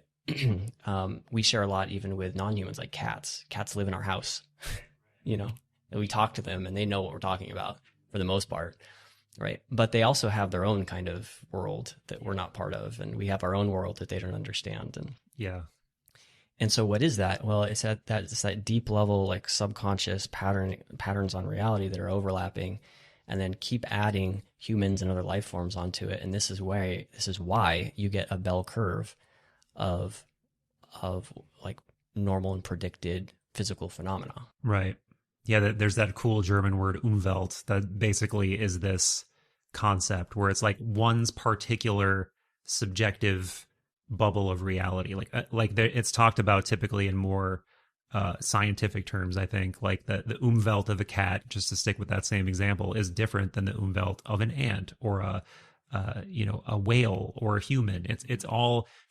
And if you think about all of the contributing factors to that, it just gets crazier and crazier because it's like some of it's biological, some of it is absolutely your entire map of reality is different, your value system is different, what you do, it's crazy. Well, and this is why you get to have your cake and eat it too, meaning you get to have the first person experience, the Umwelt, of each one of those individual entities existing, but to still live in something like an objective, predictable, shared space, right? So, problems in society will develop if we comport ourselves according to how we interpret things, how we decide to interpret things and feel about things, regardless of it being somehow attentive to or sensitive to a broader reality, like the consensus reality. That's bad. Or at least it can get deranged, right? Right, for sure. Yeah. And so there's all these interesting mechanisms that are at work in this type of reality picture that are sensitive and preserve the first person experience, the lived experience that is very real of each individual, but also that has this kind of objective anti-fragility and predictability to the broader dimension in which everyone finds themselves in consensus reality. Definitely. And speaking of consensus reality, I don't want to orphan Lynn totally from the conversation yet, because you're the one who introduced me to Lynn. Like I wouldn't have even connected with Lynn if it weren't for you. And that episode we did went crazy. Like it's one of the most popular episodes I've done. So he really resonated with a lot of people, and I get why. I mean, he's got some pretty sensational stories, but knowing you and knowing him through you gives his stories a lot more weight to me, because like you've become a good friend, you've shared a lot of things with me, some things that I'm not going to push you at all to share on the show, but I do want to ask you, like, how do you know Lynn, and are there any experiences from Lynn that you'd be willing to share that you've had with Lynn? Lynn I met in 2000. Wow. Yeah. And I had my high school job was I think we touched on this on our first conversation. We did to some degree. So I ended up with this high school job where I was working on a company's website, but also doing remote viewing for them, and that involved me training to be a remote viewer with some of the folks, Lynn included. And I also ended up helping Lynn like kind of film some of his first training sessions. Okay. So he has like these different stages, like beginner's course, medium course, and like super advanced courses. Like, and so we filmed a full like 3 or 4 day Lynn Buchanan remote viewing course, and that's how I got to know him. And then, through staying involved in the consciousness research community and the psi community, Lynn was always kind of part of that or adjacent to it. So that's how I know him. I have to think about whether or not I want to go there. We did a project together once that it was with Jim Mars. Before he died back then, it was Jim Mars was writing a new book coming after the success of Rule by Secrecy, and he wanted to use remote viewers to solve some of the mysteries and like historical mysteries, famous conspiracies, mysteries, things that loom large in the sort of collective consciousness and zeitgeist that people are always speculating about. What really happened with world event X, Y, or Z. And you guys had the bright idea of, well, why don't we fucking remote view it and see for ourselves? It wasn't my idea. Okay. I think it was Jim's idea. Yeah. Jim Mars. And he and Lynn were friends. And so there was some remote viewers. I was one of them that was involved in doing some of this remote viewing that went into his book. But I don't think he actually published it. I think he might have published a couple chapters in it like many years later or something like that. Mm-hmm. Mm-hmm. Yeah, I won't push you to get into any specifics on that, but it is a super fascinating story. And it brings up, as a related topic, this is something that's become really, popular online now, is I remote viewed X, Y, or Z, and here's what I saw. I remote viewed 3i Atlas, I remote viewed whatever. And on one hand, super interesting. On the other hand, most responsible remote viewers, like people, we didn't even say like Lynn he was in Project Stargate. He was an officer at Fort Meade who was one of the remote viewers, and he was also like a technical person, from my understanding. He talks about his whole story is in the book, The Seventh Sense, but they always really discourage doing things you can't get feedback on, because it's, your mind can make up anything, and you won't know that from a well-executed remote viewing unless you're a very experienced person and you've shown a track record that you can be accurate. Then people like him, or even people like Paul Smith, who I would say is also very careful with what he signs off on and what he doesn't sign off on. I mean, he himself has remote viewed some anomalous targets or some mysterious targets. So it seems like they're all happy to say, I'm not a big fan of this, but yeah, I did it. They all kind of do it to some degree. Where do you stand on that? Like the remote viewing of anomalous targets, remote viewing Mars, remote viewing, like various people remote viewed the moon. Like there's UFO stuff, whatever. What do you think about that? I just discount it heavily. Okay. But I find it super interesting. Right. If you've got, like one of the famous confounds of remote viewing is you'll try to view a target and maybe you get that target, but you might get tomorrow's target. Right. Yeah. So your first session was wrong, but you were, for some reason, totally describing very accurately this, like a target that you got the next day. Right. Which wasn't the target, but you were totally on it. What's up with that? Right.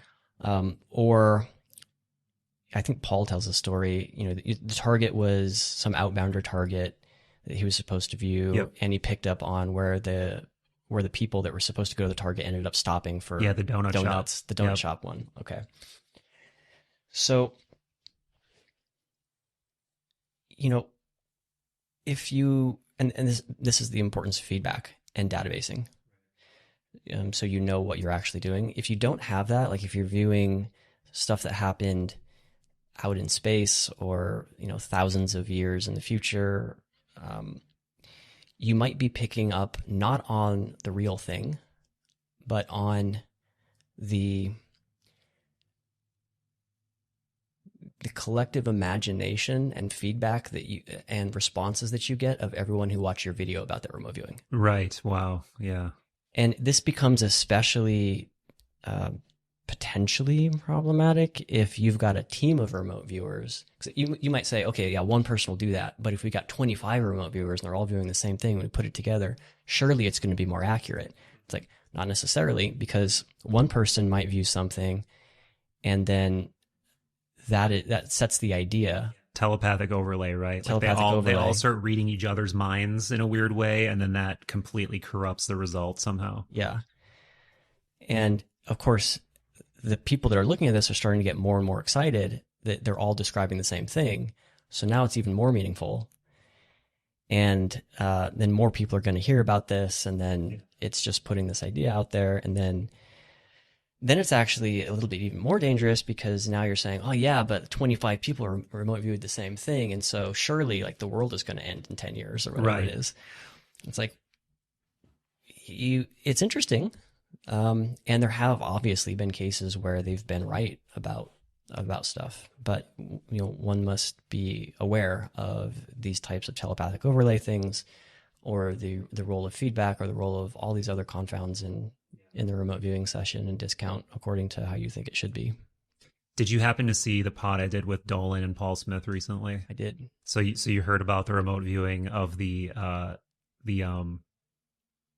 Nimitz incident? Yes. Yeah. Was that a surprise to you at all, or was it?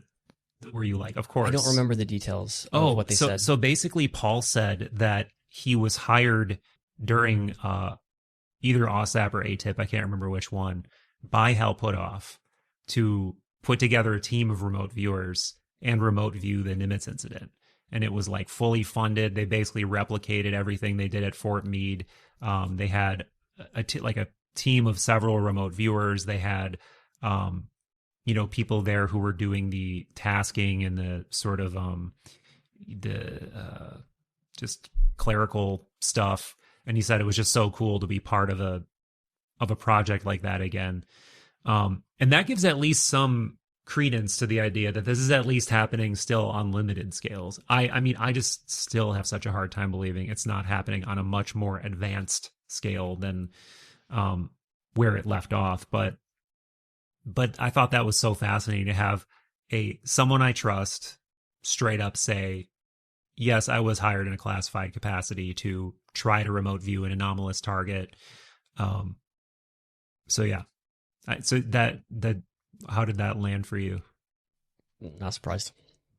Yeah, I'm not surprised at all. Why wouldn't you? I mean, there's times in which it's the only type of research that you can do about something, and it also happens to be relatively cheap and easy in terms of research, right? Hire some talented people to recover. This is kind of what I'm trying to do with Entangled. Oh yeah, is to make that even more scalable, and obviously open to the public.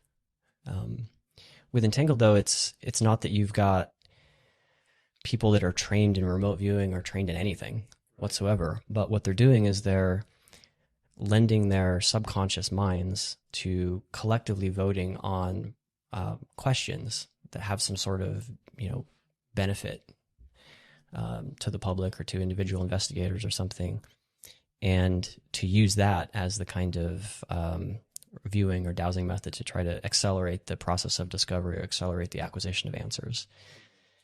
Because there are just these questions out there that if you wanted to approach it in a totally conventional research way, it's so difficult because the data is so big and you don't know where to look. And in many cases, you don't have a good way of using AI or supercomputers to try to narrow the search space because you don't have enough data to tell you where you should look. Right. If you could take, if there's some breakthrough that's possible, say, for example, in identifying an area of the human genome that codes for some cancer, if you could identify areas in which the science should look first, and that one or two of those ended up being right, like now you're in business, right? Now you can actually do the formal investigations to look at those areas. But in the absence of that, you've got to wait on somehow more data and more compute and more computer allocation, or better medically trained AI or whatever future scenario you have to try to constrain the search space to tell you, I think you should look here. But this is a great opportunity for Psi to come together with more conventional research methods and to try to accelerate discovery. Yeah. The Psi community has been trying to do that for decades and decades, right? It's just that, and I believe it does work, but identifying talented people and getting them tasked to the target is an HR task and an admin task, and then getting enough of that to get you to somewhere interesting is expensive and complex, right? And then having it sort of all brought together in a way that gives you a meaningful answer is also very complicated. So it's not impossible, but there are actual practical challenges to using Psi to try to accelerate science questions. And so, what Entangled basically is, it's a proposition for how to make that scalable. Mm. Yeah, there's obviously a lot of people listening who don't know anything about Entangled or the app or what it does or how it works. Do you want to give the sort of nutshell? Entangled is a mobile app-based Psi platform. So you download the app and you join this network.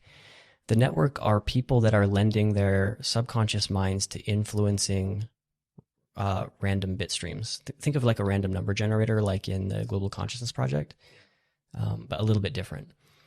And so each person is getting a quantum bit, I guess, that's being generated for them once per second. And those bits are allocated to specific questions. So earthquake prediction is one we're using right now. So the idea is that the individual's subconscious mind is influencing that bit in a way, voting yes or no in some sort of meaningful way that's then collected. We've got this whole protocol for how to make this information meaningful.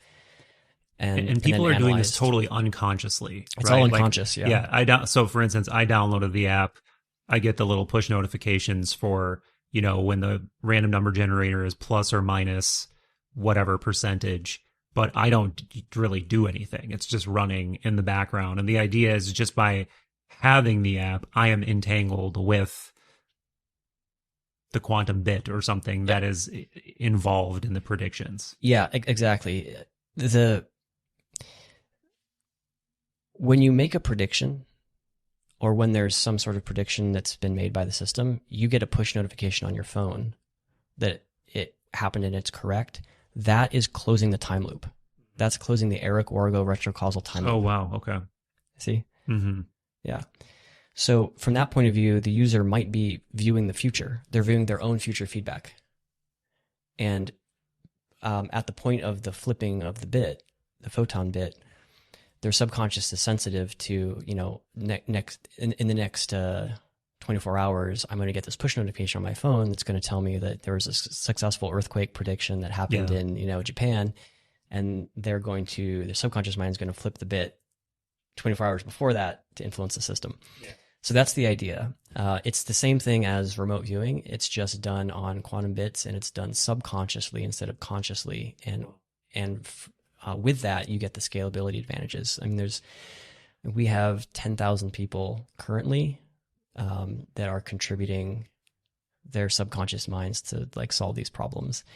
With the earthquake prediction stuff, we've made over 300 predictions. We make a prediction every day, and the current accuracy is something like 53%. Okay. So I don't know what you do with that, but because it's really hard to actually tell anyone that there's going to be, these are very... You're worried that you're manifesting earthquakes? That's the question I always get. I mean, I don't know. Maybe if the bubble reality stuff is true. Right. Yeah. Yeah. But I'm really stoked to move into other more actionable questions. Like the medical research is a big one for me. I really love this sci-fi picture of people proactively contributing their subconscious psi abilities to accelerating discoveries and breakthroughs. That's very cool. Yeah, just the idea that you're contributing some sort of quintessence to the desire of solving a big problem. Like that's just a cool idea. And that maybe that could have some kind of at least small effect. And like we were talking about before, an extreme example, like literally going back in time and altering whether or not you locked the door. Like this would be a subtle version of maybe you can somehow collectively steer reality toward solving something like, what part of the genome codes for a type of cancer, like you said before. Maybe just by putting that collective unconscious desire into the ether, that has some, at least small effect. Sure.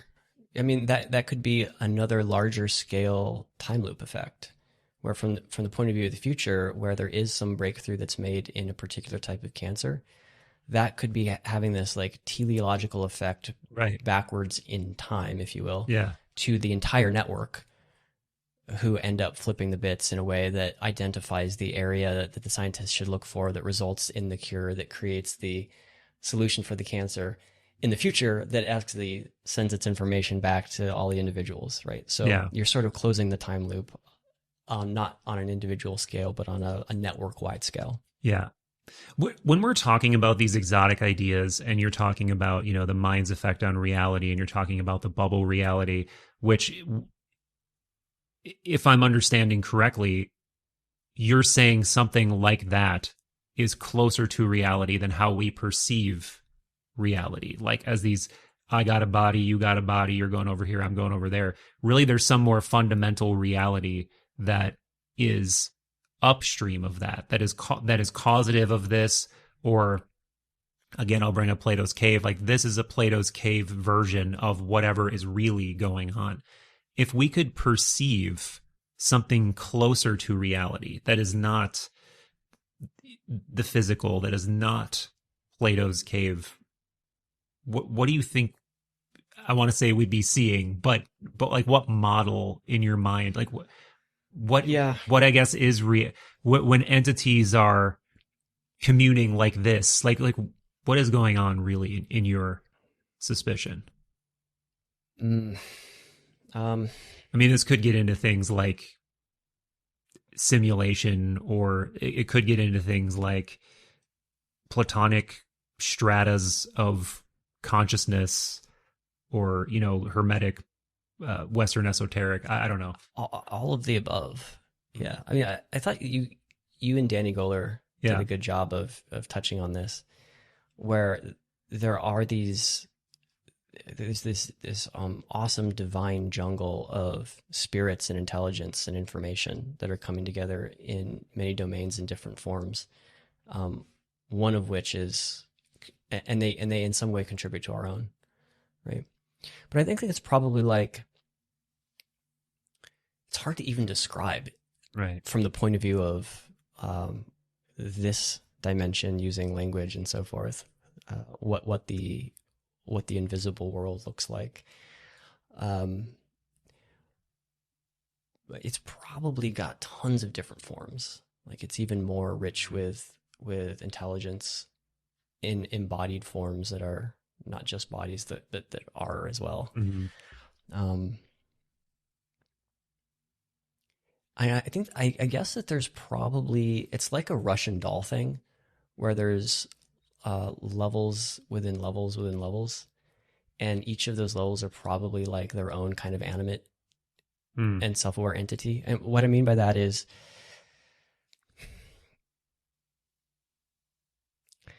in our own intestine we have bacteria. Yeah. Right. And those bacteria are technically not our cells, like human cells. They're like these independent organisms.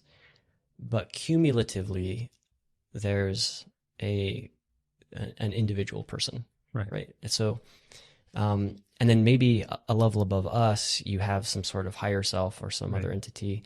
And a level above that might be some sort of cumulative collection of all of those other types of, or many of those other types of entities and selves that are themselves an individual unit of conscious awareness, and they too live in some sort of other, like they're some sort of other nested reality, something like that.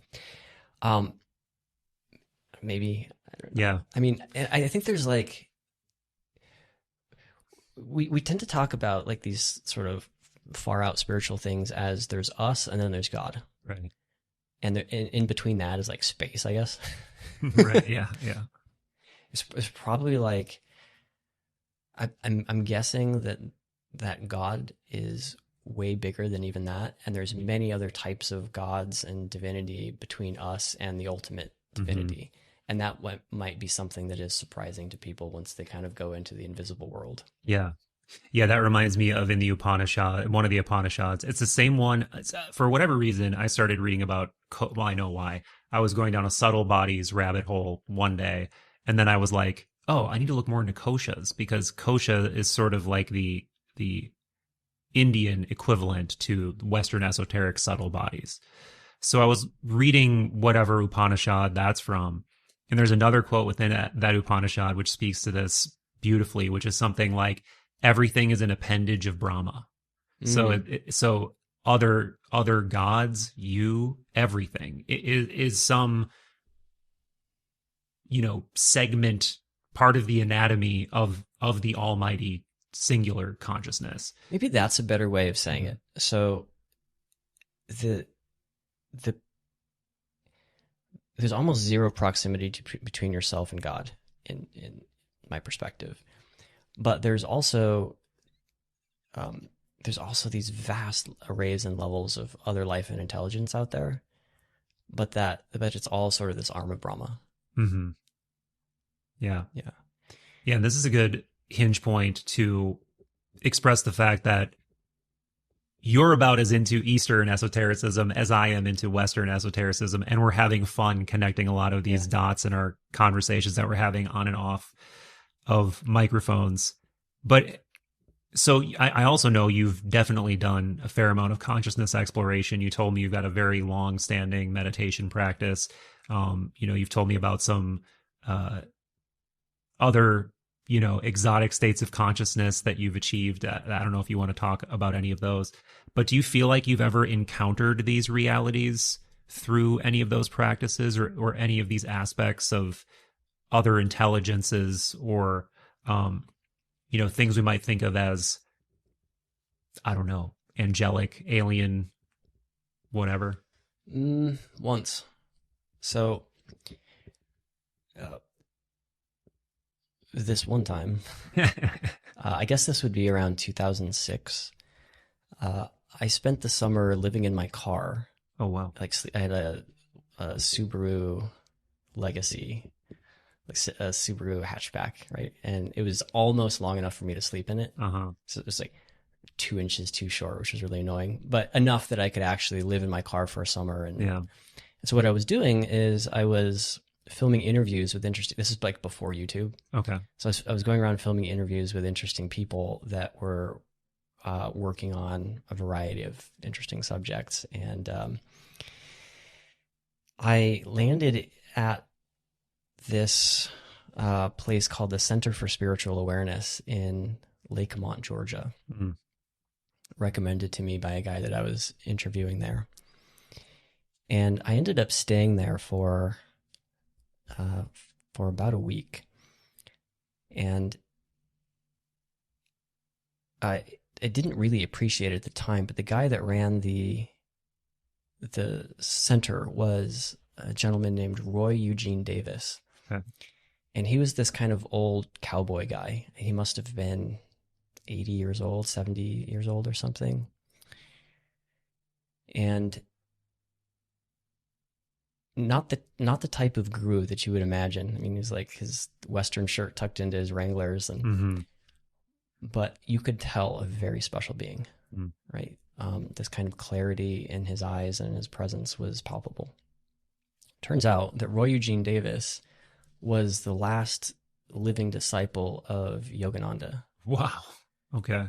And they had a very intimate relationship of guru and student. And when Yogananda was, so Roy was like this teenager and set off on this journey to go to become a monk, and he landed in Los Angeles and met Yogananda, and Yogananda initiated him, and then he was basically a dedicated Kriyaban for his whole life. And wow. would routinely spend time with him, with Yogananda before he died. Anyway, so it was there at the center that I read Autobiography of a Yogi for the first time, Okay. Yeah. which was a great place to read it, especially in the company of Roy. And in the mornings, I would go and meditate with Roy. Cool. And in that book, I learned about the tradition of guru, and I think it's called Padam Guru, the guru's guru. So it's the lineage of teachers. Mm-hmm. So from Roy, it went to Yogananda, from Yogananda to Sri Yukteswar, Sri Yukteswar to Lahiri Mahasaya, and Lahiri is the first human initiate of Babaji. Yeah, I was gonna say, yeah. Babaji, yeah. Who, like, it's a cool story, but he's supposedly this deathless yogi. Yeah. Who, the way that I understand it is he stayed on Earth through the past yuga and chose to like initiate Lahiri into Kriya at a time when the solar cycle was sufficient for the beginning of consciousness, like expanded consciousness to return to Earth, or so, like a spiritual awareness to return to Earth. I know that's the story that I understand from reading Sri Yukteswar's Divine Science, where the Holy Science, where he talks about this stuff. I haven't read it, but I'm familiar with it. And maybe just for the audience sake, in case they don't know what Kriya is, they don't know what yugas are, do you want to give a quick? Okay. This connects to your question. So, Yeah. So Kriya Yoga is a type of meditation where they emphasize, I would regard it as very tantric, but they emphasize kind of feeling into your body. And there's like these techniques that they do. It's basically just becoming really sensitive of the current state of your body. And in that way, you end up refining your own awareness to a point where you prepare your nervous system to accept higher consciousness. Right. I think that's a good way of saying it. Yeah, that's the perfect explanation of tantric. And for people that only have like the cartoonish like sex tantra in their minds, that's what tantra really is like an embodied divinity where you are experiencing the divine with your body, and that's why it kind of gets perverted into the sexual stuff only sometimes. That's right. So that's Kriya. Kriya is fascinating. Kriya has an amazing history. There are many living masters of Kriya right now, and they're starting to come out and tell their stories more on YouTube. And you guys should watch some of this because they have really interesting things to say, and it's also just good to listen to, even through just YouTube, to be in the presence and listening to the words of special being. Right? Yeah, it'll change your life. So anyway, so that's Kriya Yoga, and Yogananda writes this autobiography. It's probably a little bit embellished, and it becomes this huge hit. You know, it's like Steve Jobs' favorite book, and it's very significant text. Yogananda is at least partly responsible for bringing yoga to the West. The Yogananda has this explanation of his first, what would you call it, samadhi experience? Yeah. Where he's trying to meditate, and his teacher comes over and does something with him, I guess, like taps his forehead. Oh yeah, what is that called? That's there's a Shakti put. Yeah, yes. So yeah, in that tradition, there's a way in which your guru can help you become more enlightened. It's called Shakti put, and they think that it's the conveyance somehow of some sort of energy or something that helps you refine your consciousness to a point where you can see a deeper truth. And Yogananda describes seeing that deeper truth, and what he describes is suddenly being like out in space and seeing the spiral galaxy in which Earth is located, and seeing it kind of collapse on itself and then expand again and then collapse on itself. So he's seeing these dynamics of the universe, but just at a time scale that's sped up with respect to our time scale. in other words, he's seeing this cycle of creation from way, way, way back in space. Like that's what his experience Yeah. is. It's a really beautiful like description of what it actually means to see a deeper reality. And that sort of in some fashion answers the question about yugas too. Is like they're like these big Yeah. macro cycles, but they're not just these like big cosmic macro cycles. There are like qualities to them, purities to them. So you know in the Kali, is the Kali Yuga iron or bronze? I'm trying to remember. But there's like golden, silver, Yeah. bronze, iron, and like essentially in the gold eras everyone's enlightened, and it's like there's just this deep pervasive knowledge about the deeper truths of reality, and everything is flourishing. And then if it's just the opposite in like an iron age, like it feels like reality is very far away from divinity, et cetera, et cetera. Right. Yeah. I think it's like and there's cycles within cycles. Yeah. So the one that we're talking about is this 24,000 year, approximately 25,000 year cycle, where if it's a clock, 12 o'clock is the height of human intelligence and spirituality and technology and enlightenment. And then 6 o'clock would be like the darkest days of that. And supposedly 6 o'clock corresponded to the recent dark ages. And we're moving out of that. We're currently in like a bronze age, right around like 7 to 8 o'clock, something like that. But the good news is we're going up. Yeah, very slowly. Very slowly. And so consequently, there's an awakening of enlightenment and spirituality and sensitivity and technology on Earth. And it's interesting because this also coincides with Western esoteric astrological shift into going from the Piscean age into the Aquarian. Correct. Yeah. Yeah. It tracks as well to those cycles.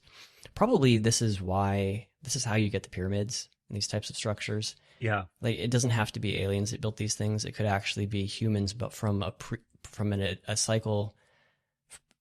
cycle, right, that was more technologically advanced, right? And that happened to survive, something like that. Anyway, so I'm reading this book at the center, and I'm starting to realize that this Roy Eugene Davis guy who's here is actually quite special, and the moment is not lost on me. So the person that I'm there to interview his name is Marty Woodkey. Absolutely incredible person, probably somebody that I would consider a spiritual teacher of my own. He is a pioneering neurofeedback practitioner. Okay. And he was one of these guys that were looking at the brainwaves of experienced meditators and finding a couple of interesting commonalities, right? He was also a Kriya initiate and a very dedicated meditator, and has such an incredible wealth of knowledge when it comes to connecting brain states with spiritual states described in Kriya. And anyway, so I was doing a neurofeedback with him, and we were mostly working on things like attention and focus and that kind of stuff. But there was a time when the feedback was set to mimic the brain states of these advanced meditators, which is to say, frontal lobe is awake, the back parts of the brain are more quiet, and you have, in particular on this one, a good gamma binding frequency, which is a very high frequency in the brain. And when it's in a healthy state, the way I relate to it is that it's like orchestrating the brain, or a conductor of the brain, to make it all work in unison when it's firing. Mm-hmm. Unifying the hemispheres. It's sort of that resolution of dualities in this moment. Okay. So when doing that neurofeedback, I had an experience that was very much what like Yogananda described. Wow. In which I was aware that I was in my body. But I had this kind of crystalline visual clarity of being in space, and seeing like the dynamics of the universe moving. It Wow. was like I was seeing the universe breathe in and out. Yeah. And it seemed different than what imagining something is like. Yes. It was actually like seeing it, like like 4K in my own head, crystal clear. Like I was witnessing this thing. And so and it felt very much like I was seeing an actual kind of truth, like the sort of deeper truth, like we were talking about earlier, Hmm. versus just having this kind of vivid experience of something I just read in a book. Right.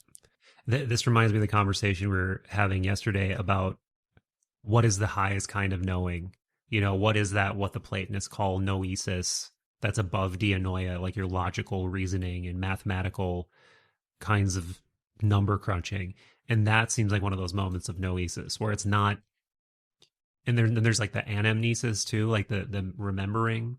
It almost seems like a tapping into something that's ancient and true and that you had, that everyone must be connected to, right? In that way that we're all an appendage of the one, the Brahma or whatever. It's got to be something that we're all on some level aware of, but we don't have access to or have forgotten. And it seems like you retrieved that ancient, very highly situated POV somehow in that moment. Something like that. Yeah. Yeah. When you have those experiences, those noesis experiences, it makes you realize that the use of empirical science to attempt to come to the truth about things Yeah. as like rather impotent. I'm not saying it's bad or we shouldn't do it. It's good and we should do it.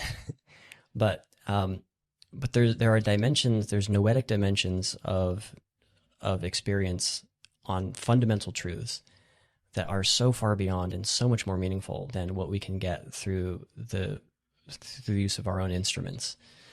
And that probably ought to be used in conjunction with them to kind of lead us in the right direction in terms Mm-hmm. of the world building that we're doing. Yeah. Yeah. And when you were in that state, did you feel like you? Did you feel like the universe looking back at itself? Did you feel like there was intelligence there, or was it just you, in air quotes, or you? Dude, so much intelligence. Yeah. Part of the ego goes away. So part of your narrow sense of self dissolves, and you realize how much of that is like this kind of cramped, um, uh, cramped you, and there's a much bigger you, um, and it feels really good to be the bigger you. And and then the whole thing is just infused with sentience and intelligence. Right? I liken it to going from 2D to 3D. Hmm. We live in this 3D world in 3D bodies, but our experience can be quite flat. Like even our heightened states can be quite flat compared to these experiences, these other noetic experiences of something deeper, where there's a depth to it, a felt depth to it, emotionally and energetically, and and on the mental level. And it is like going from 2D to 3D, something like Hmm. that. Yeah. Yeah. I Going haven't from had black and that. white to color, maybe. Yeah. Right. Yeah. It's just like an absolute perspective shift that I don't think I can only ever do this thought experiment in reverse. Like we can understand right now, everybody listening can understand what it's like to go from this three-dimensional perspective to playing a side-scrolling 2D game, right? Where there's only front and back. Like you don't get an access that gives you depth, right? So we can get that, but we cannot wrap our minds under normal conditions around what it means to do that another level up. And in mystical experiences or noetic experiences, that's what you get. And then you try to bring it back down to this level of precision or resolution, and a lot does not survive that transition back down to this level. Um, that really almost reminds me of like a henosis type of experience. Like that's the Greek word for having a mystical experience of the one, of being back merged in with the Mm. Mhm. highest possible intelligence. I don't know if that's like exactly how it would be described, but it's, yeah, samadhi and henosis sound very, Mhm. again, these are concepts that seem to map very closely together from the Greek and the yogic traditions. Um, but I don't think I've had quite that. I've had very expanded states of consciousness, particularly on, heroic doses of things, but I don't think I've ever had the completely, zoom out to the cosmic web level before. Well, except for that one time, neither have I. Okay. Yeah. Any other experiences of feeling like you communed with something outside of yourself that you'd be willing to talk about? It's okay if not. Um, I mean, there's the ET stuff, but we'll leave that for another one. I've gone on a lot of CE5 Yeah. types of excursions, and maybe 1 out of 3 of them, something that I can't explain shows up, and that all of us see it. So there's that as well. What, could you zoom in on that a bit? Like when you say, like I'm aware of the fact that you've been out on a number of these excursions. It seems like what you experience has been mixed. Like you've come away from some things unimpressed, but it sounds like you've had some escapades that have been interesting from what you seem to be hinting at here. I think that's right. Yeah. Um, if you haven't been out on a CE5, they're interesting.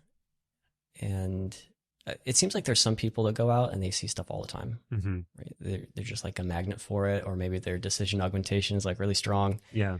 Um, and I don't know if that's me, but about a third of the time I go out, I'll see something. And usually it's in the form of a light in the sky that looks kind of like a star, but slightly bigger, that will show up and move faster than a satellite, faster than a plane, and then maybe it will stop, and then it will like go back the other direction or go up and down, and then it will peace out. And so I've seen that a number of times. I've seen that with a lot of the well-known people that are doing this now. Mm-hmm. Mm-hmm. And but actually the best ones have been just with my buddies, Mm-hmm. just hanging out with my friends. And many of them are not like out in the woods or at night even, but just in broad daylight. Like Really? I have I have friends who do it in the middle of Long Beach in the middle of the day. They're just out there with all the other families and kids having birthday parties That's in the crazy. park. And they just bring their cameras and shine it up there, and there's stuff that shows up. I will notice that there's a surprising number of floating balloons out there. Hmm. Like you just watch the daylight sky long enough, and there's so many just like errant balloons flying around, way more than I ever would have thought. That's interesting. Yeah. It'd be a good way to camouflage a spy drone. We were talking about that. Yeah. It's like, yeah. there's way more balloons than we thought would ever be accidentally released, that like Yeah. maybe they are just like showing up as, bundles of balloons or something to disguise themselves. That would be the way to do it if you didn't want to be seen. Right. Yeah. So what you're saying is what I've heard from so many people, like seeing lights, seeing things that are flying in an anomalous way, that there's no way it could just be some prosaic explanation of a satellite that happens to be going by, or what's it called? Starlink. Yeah, not like a Starlink satellite making one of those crazy, because people understandably see that sometimes, and it makes these crazy, trails that look incredibly majestic, but there's the prosaic explanation. This is what you hear from the Bledsoes, from people who are doing psionic stuff, people who are doing CE5 stuff. But have you ever had like a mental connection? Have you ever like felt like, oh, something seems to be here now? Because that's another thing you hear, but seems to be a level deeper, of course, than just a visual. Yeah, I think during meditations there's some of that, but you never know what it is, right? So I think sometimes I was talking to my meditation teacher about this, Mm-hmm.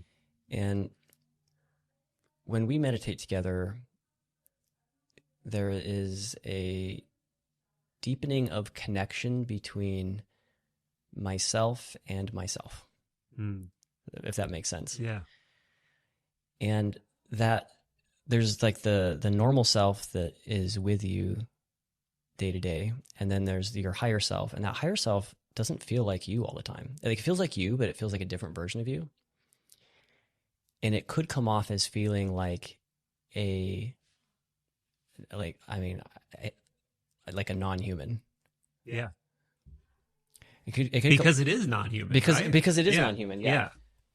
Yeah, like our sense of what we are as humans is that little self, and then you connect with like a deeper version of you or a bigger version of you or something, and that might feel very different For sure. what you think, because maybe it is very different.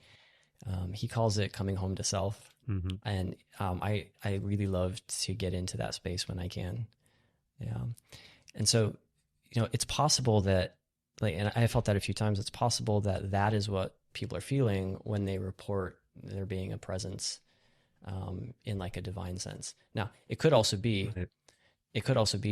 non-bigger you divinity that's showing up that you're being sensitive to, or any of the other potential plethora of entities that exist out there.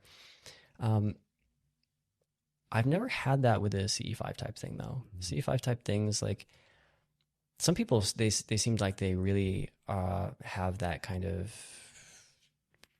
strong connection to something Mm-hmm. up there. Chris Bledsoe's a good Yeah. example. Right. Like he really feels it, and maybe actually that's what is a necessary precondition to be good at CE5 is like you've got to really like feel a strong connection to the things Yeah. in the sky. This is something that's so fascinating about the tantric or the theurgic sort of POV on this stuff, is that you embody it. So it's not necessarily that you're going somewhere in your mind or something that's coming to you in your mind. It's like by becoming it, you resonate at the native frequency of something about reality, right?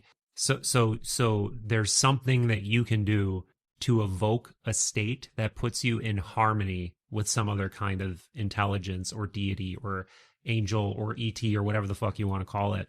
And that's such an interesting way to think about it, because why not commit the cliche thing of evoking quantum physics in a really irresponsible way? That's what quantum physics seems to be telling us, right? That non-locality is part of reality. You cannot experimentally disprove that. That's why they, in 2022, that's one of the reasons I believe they gave out 3 Nobel Prizes, because the body of work of these scientists over the course of their career proved quantum non-locality is real, like through the entanglement experiments and through the like Bell tests that they actually did in real world conditions and stuff like that, where they proved that there is there's no information transfer occurring.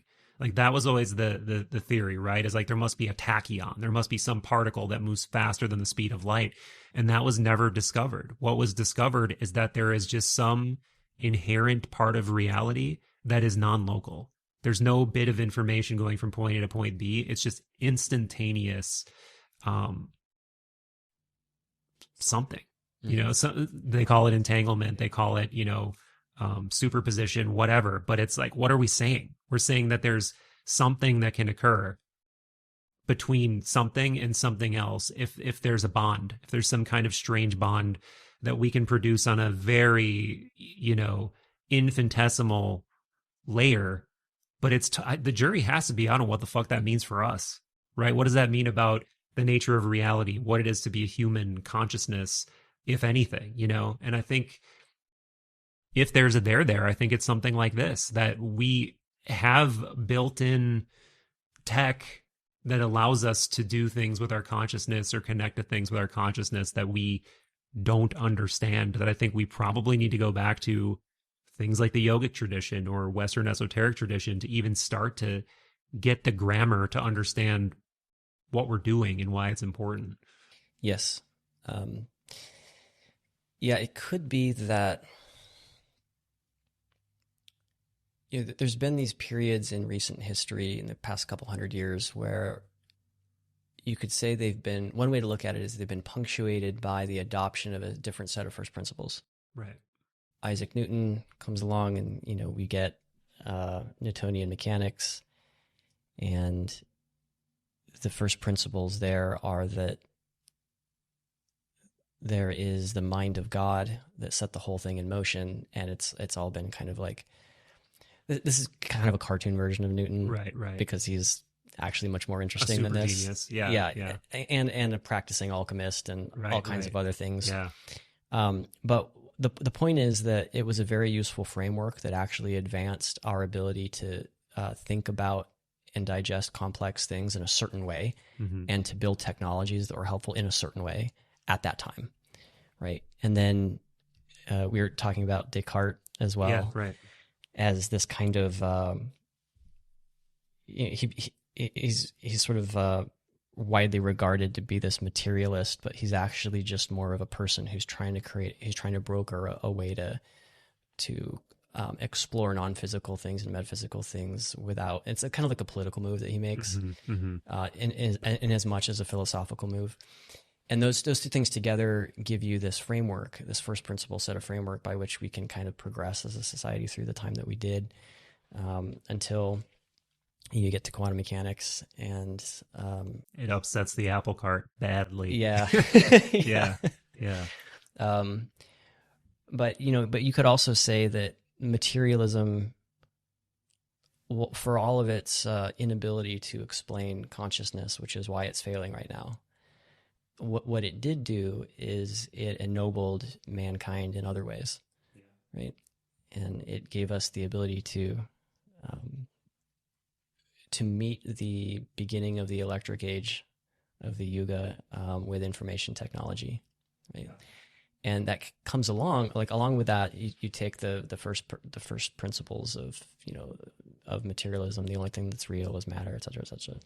So what we might be looking at is the beginning of the awareness for a need of a new set of first principles that might be coming from these sages that set forth the language, like you say, and the ways to understand these things as helpful guideposts that will be understood properly and adopted as we integrate them into that new first principles framework. And maybe that's the role of Babaji, and that was the role of the preservation of the fire of wisdom that comes through the Western tradition as well. Well said, brother. I love riffing with you. I could do this for many hours, but I feel like that's a pretty beautiful sentiment to end it on. And I hope you're right. I hope there is a reemergence of these first principles that will take hold and will begin to be taken seriously in circles that, even if it doesn't influence or change the way that we do science, imagine just having that in the scope of what you consider to be real or what you consider to be important, right? That even just changes the kind of questions you would ask, or the kinds of things that would be within the scope of possibility in your mind. And then that's going to change the type of science you do and the type of results you get. So yeah, man, I can't even imagine what it could mean. Yeah. Well, it'll be an interesting time. It's an interesting time to be alive. Yeah. And in no small part, we point to people like Newton and people like Einstein and so forth as articulating the basis of our new set of first principles at those times. But there's certainly like so many other people around them. And they kind of get the credit for doing it. And I'd like to think that the movement towards an articulation of this hopefully peaceful transition to this new set of first principles is a community effort, maybe more than it has been in the past. Yeah. Well said, my friend. Let's put a pin in this particular mind meld. It's been absolute blast, and I look forward to doing many more, truly. I feel like there's so much to explore with you, man, and we have so much in common. So please come back again. Okay, that was fun.